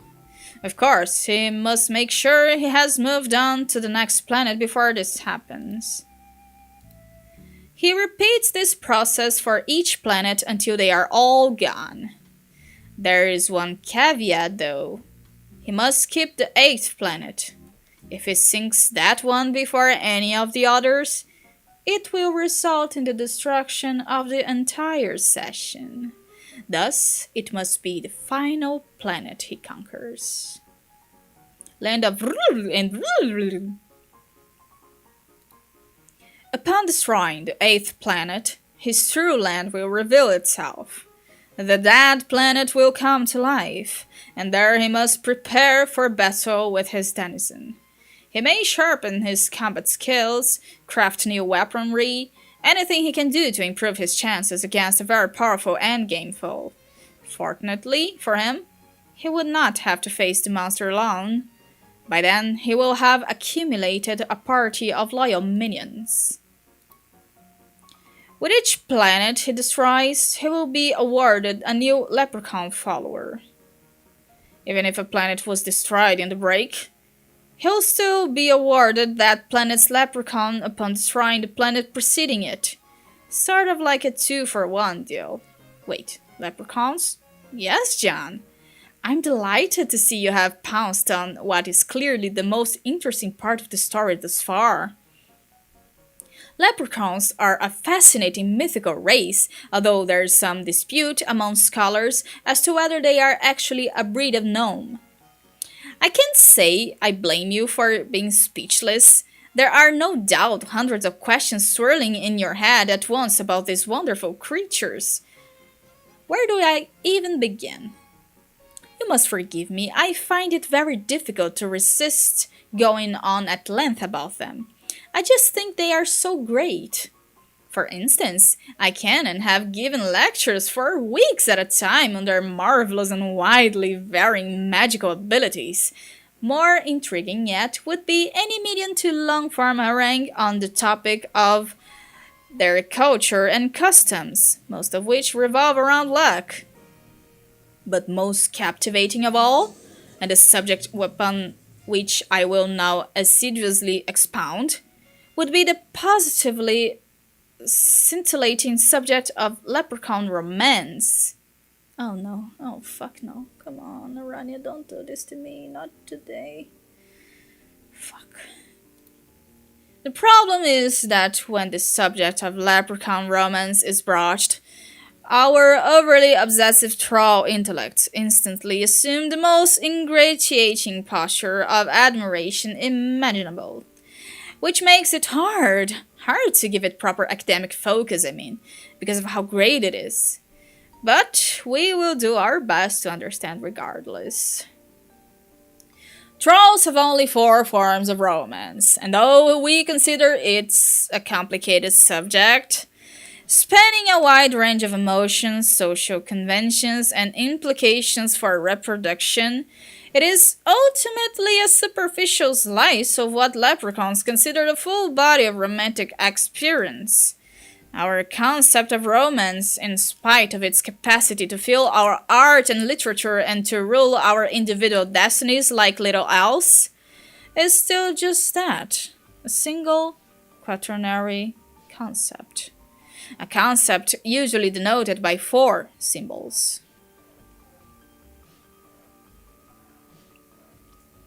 Leprechaun romance is more complicated than that. Leprechaun romance needs 9 symbols. The 9 quadrants of leprechaun romance are considerably more nuanced than our quaint notions of romance and certainly more alien. In fact, so conditioned is my own understanding of romance that I can't help but refer to them as quadrants, when in fact they are not quadrants at all. They are referred to as charms. One of the charms is characterized by romantic love, as understood by both trolls and humans. But after that, all bets are off. There is no division between black or red, concupiscent or conciliatory. Instead, their charms comprise a spectral continuum of more subtly varying types of relationships, most of which are established in mutual chicanery, such as the exchange of pranks, coy riddles, slapstick shenanigans, and games of chance. Furthermore, a pair of leprechauns is not limited to a single charm. A relationship may be defined by multiple charms at once. In fact, some of the most interesting relationships arise from exotic charm combinations. A stable relationship consisting of 3 or more charms is called a trove. These advanced relationships are often viewed as the ideal end result for a romance, much the way certain parents' rituals are for humans. No charm is specifically tied to procreation, though any type of relationship could begin waxing concupiscent if Lady Luck should so decide. Certain charm combinations are known to be more conducive to fertility than others. If the leprechaun pair has been so blessed, they will begin to elaborate coupling procedure culminating in a lively mating jig. The jigs are specific to the charms, of course, similar to how different kinds of music lend themselves to various styles of dance. While their romance is endlessly captivating, leprechaun reproduction may be the most interesting subject of all, particularly from a perspective of detailed anatomical study, which I will get to shortly, but first it bears pointing out that while for humans reproductive relationships are exclusively heterosexual, and for trolls they are bisexual, for leprechauns they... Oh, what a story! But wasn't that great, everyone? Wow! Obrigada, Vriska. Meu Deus do céu, obrigada, Vriska. Pelo amor de Deus, obrigada, Vriska. Não deixa ela falar de genitália de leprechaun, não, pelo amor de Deus. You really liked it that much, Vriska? Hell yeah! Oh my god, that leprechaun stuff, so good. Right, guys? Well, I would be happy to continue then if you... Mindfang, have I told you how great it's been to get to know each other and team up on adventures and stuff? I really feel like you've helped me get in touch with my ancestral roots, mainly as a kick-ass storyteller. It was like this whole part of my personality I was never aware of, like the part that's compelled to just outright explain tons of really interesting things to people, while sparing no detail whatsoever. It's made me feel a lot closer to understanding my aspect, as well as closer to you, so I just wanted to say thanks. Oh, you're welcome. I feel the exact same way about my time with you. You have really helped me get in touch with the true pirate thing. I saw in you the adventure spirit I always wished I could be. You helped me finally understand the virtue in rationalizing questionable decisions and behaving unscrupulously for the greater good. Haha, stop. You're going to make me start tearing up. Get over here and give me a hug, alpha sister. Oh, no. Tá chegando aquele painel terrível onde a merda começa.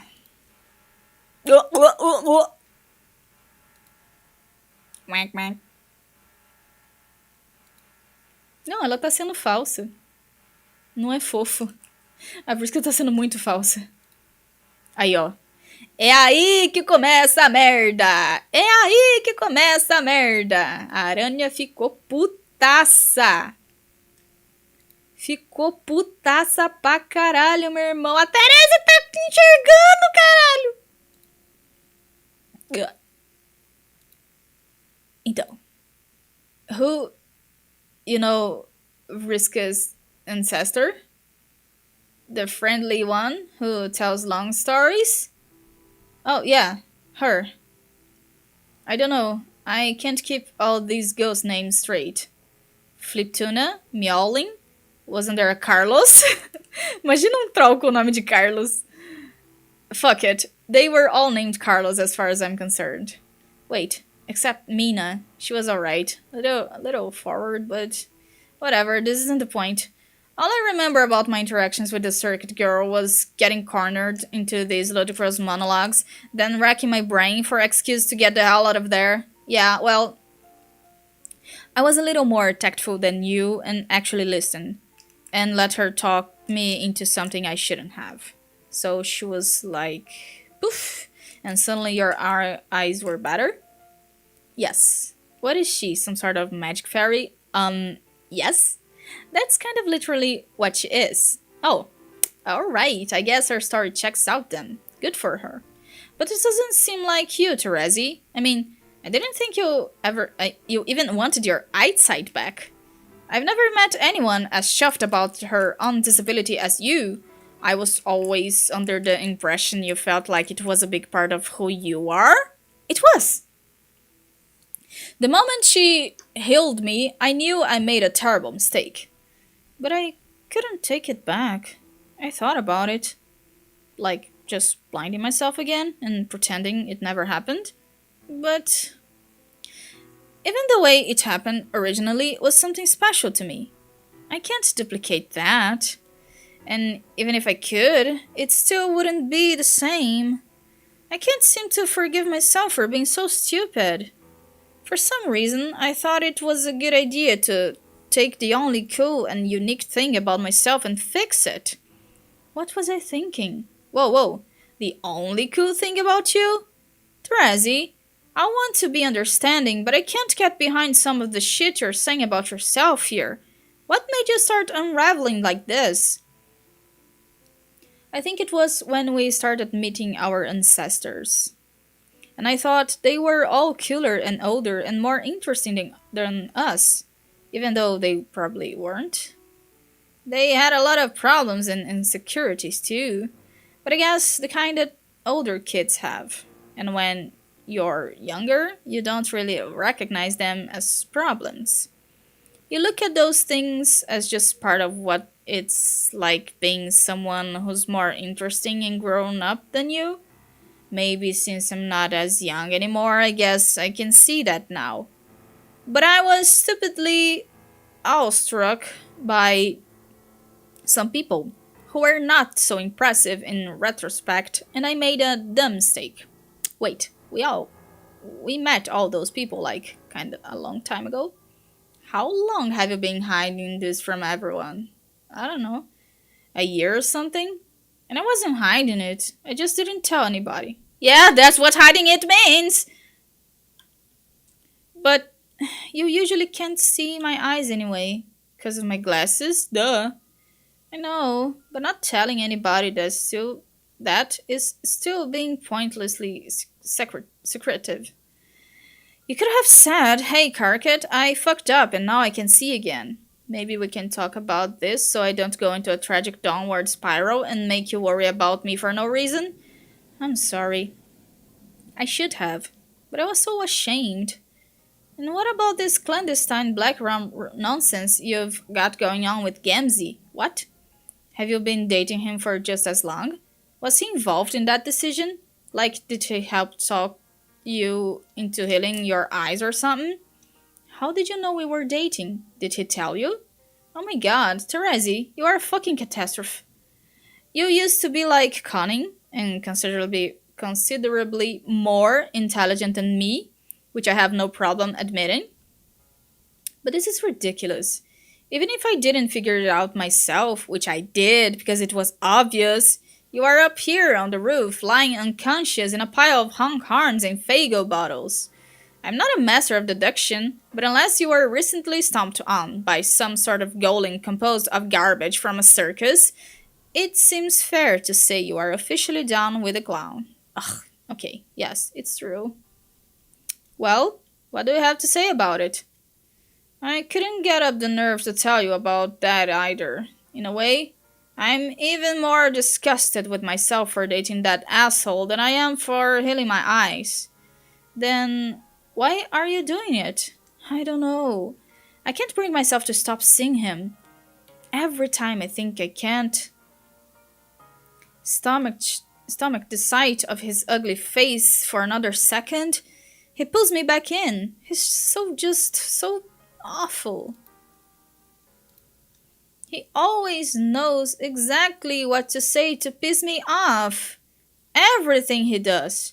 His face, got your suit, his mug expression, the dumbass ways he butchers his sentences. Saying shit like, oh, getting up, oh, his motherfucking... I hate it so much. But I keep coming back for more. He's like a drug, even more addictive than this. Revolting soda I can't stop drinking. I've had so much Fago I can't even taste the color anymore. I just tasted the sugar and the bubbles and the awful flavor it leaves behind, which just makes me drink more to wash it away. Until I feel so nasty I have to take a long soda nap, but I wake up loathing myself even more. So I just reach for another bottle. It is truly the wicked elixir. Terezi, I want him to be out of my life. He's the worst thing that's ever happened to me, but I guess you can't help who you hate. This is killing me hearing this. I seriously want to whip actual puke out of my eyeballs from that story. How did this happen? I gotta say, I didn't see it coming. If you told me sweeps ago you and he... I wouldn't believe it. Like, if the writing was on the wall there, I sure as fuck didn't read it. Yeah, it snuck up on me. It didn't help that he terrorized us when we were hiding from Jack. Right under my nose too. Somehow, I didn't put the pieces together at the time and let him get away with murder. And gradually, I started having these uncontrollable thoughts about him. Dark thoughts. And when I would catch a whiff of him in the corridors, like he was taunting me, they just fanned the flames. Then we started talking shit with each other more and more, and he was so much nastier than he ever used to be, way more than any of our friends ever were. One time he started mocking my blindness, which never bothered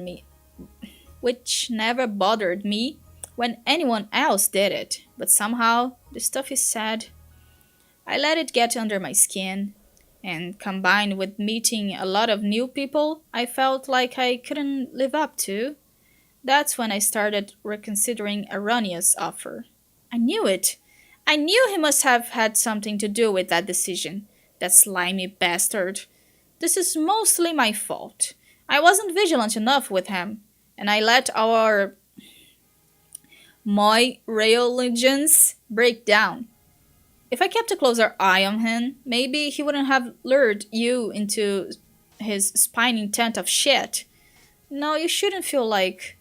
Or maybe it's Kanaya's fault? She's always been a really good auspicious. Maybe she could have prevented this if she wasn't so preoccupied herself. No, wait, it's actually my fault again. If I had been on the ball and auspicized between her and Rose, she would have had a time to auspicize between you and Gamzee. Damn it, I always say I know so much about romance, yet I routinely underestimate its complexity, so I only figure out what to do after it's way too late. God, I'm so stupid. Ah, shut up! Shut up! It's no one's fault but mine. I'm the one who has to deal with it. Yeah, ok. Beber uma aguinha. Aguinha purinha.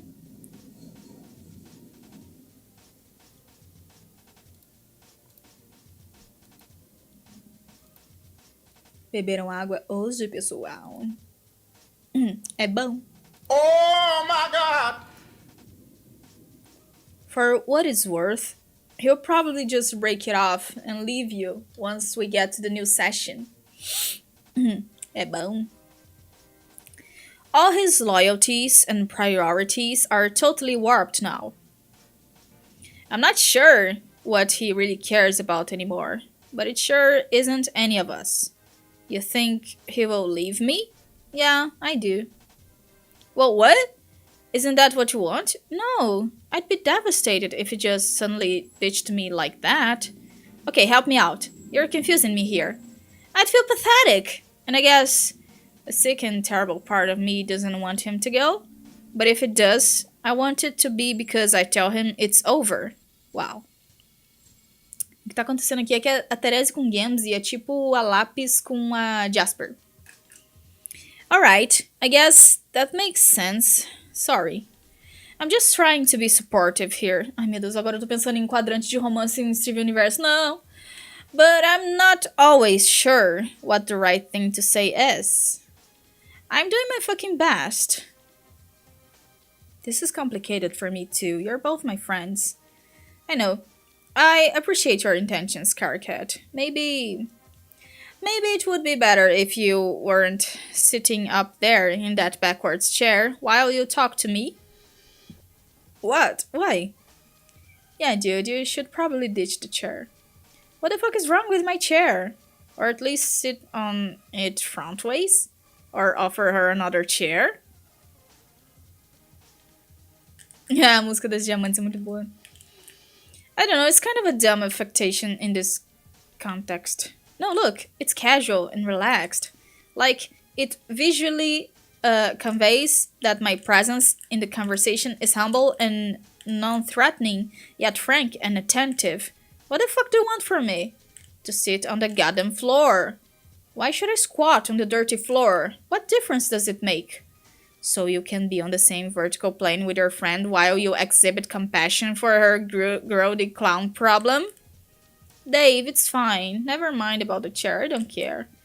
It just struck me as a bit distractingly silly, that's all. Okay, wow, fine. Fuck the chair. Pardon me for making myself comfortable during a sincere heart-to-heart discussion with a dear friend in need. But the time has come for me to cease straddling this deeply offensive piece of furniture.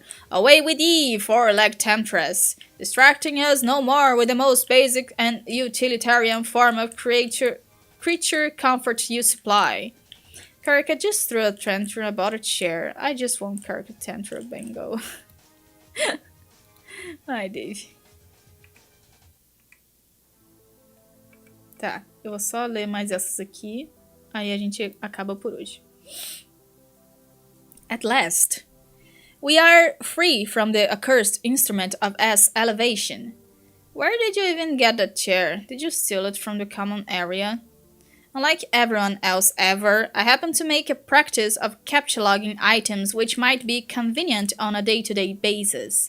Say I'm strolling around and find myself in need of a place to sit. Bam! Suddenly, a chair. And no, I didn't steal it.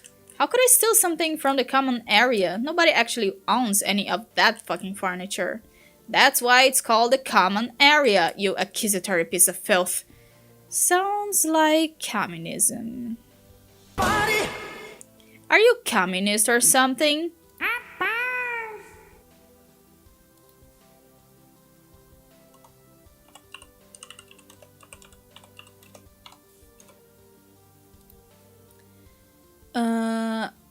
Actually, that makes perfect sense. What with your cycle and all. What are you talking about? Boa. Seria bom ter Tommy nessas horas. Tommy. Wait, John has a hammer. Oh shit, it's all adding up. When we arrive, are you going to team up with John and seize the means of production? Puta que pariu. Ai, cadê? Emotional damage. You appear to be jump-starting a facetious discussion about some sort of human economic ideological framework without having the slightest clue that your vehicle is parked squarely in the nobody gives a fuck zone. I'm just saying. First shares, what's next? See, I am all about private property and pocketing though.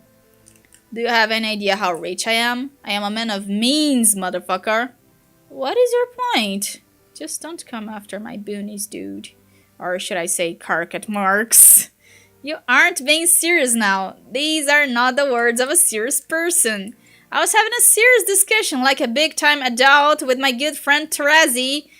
Your callous and nonsensical remarks are derailing us from the delicate subject at hand. Why don't you be useful and say something reassuring to our sad mutual buddy? You wailing jet engine of infantile stouteloquence. I don't have much to say about this. I've kinda got to recuse myself on the matter. I'm all kinds of on record as being squeaked out by the idea of hate relationships. So I got no point of reference for gouging when one is fucked up the way that's normal for trolls, or if it's fucked up because it's actually fucked up and terrible. This is like some ex-alien boyfriend prime directive shit. I can't intervene because I don't know what I'm talking about. But you do, so I guess keep going? You were saying some pretty good stuff before I started writing your joke about chairs. Ugh, Therese, do you see? Do you see what I have to deal with? Actually, I guess you can. You can now literally see what I have to deal with and experience all due empathy for the fact that I have a douche as a best friend. Yes, I can see the view from here is douche-stacular. Douche-stacular. Douche-stacular. Nice, man. Thank you. So that's it then. No advice at all, smart Alec? Why did I even bring you here for this intermission then? Intervention, I mean, sorry, I misspoke. It's not an intervention either. My ghostly head's all beaming out of this crap for moral support, yo. I am in my homie's corner, even if he's a massive socialist. Therese, I think, can probably figure this out. She grew up alone, blind in the forest. I think she will manage to bounce out of her juggalo phase. But yeah, Therese, you should at least quit the fucking soda. Yeah, okay. Okay? Yes, I'll stop. What? Just like that? Sure. It's really gross. Ele bateu na mãozinha. I think we are missing the point here. This isn't just about an unhealthy obsession with a full soft drink. It's about how you feel about yourself. You are barely functional right now. You can't even pick yourself up off the floor and put on a pair of pants. Remember pants, Therese? You used to love pants. Yeah, pants are pretty great. You used to be a lot of things, and all of those were good things. But now that we are about to arrive, right when we need you the most, you do a sensational belly flop into a circus vat of your own tangy slobber. Now please, what could you possibly need me for? You are an important member of this party. We'll need you to help stand up to Jack and whatever else is waiting for us there. I don't think I'll be very useful. Well, not like this you won't. You've got to get your act together. No, I mean, even then, I won't be. I don't have much to offer, even on my best day. What about your mind powers, though? What if we need somebody with mind powers to do some sort of mindy thing? What mind powers? You know? The ones where you flip a coin and something crazy happens? Okay, I don't actually know how it works, but what about that? I never developed those powers very well, and it's been a long time since I even thought about them.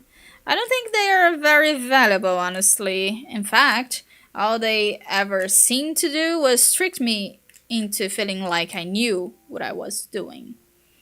They actually made me believe I was in control of other people's fates. Not even to speak of my own, it was a really dangerous kind of delusion. And now it feels like the only heroic thing I ever did with those powers was use them to justify killing my friend. Huh? Oh, right.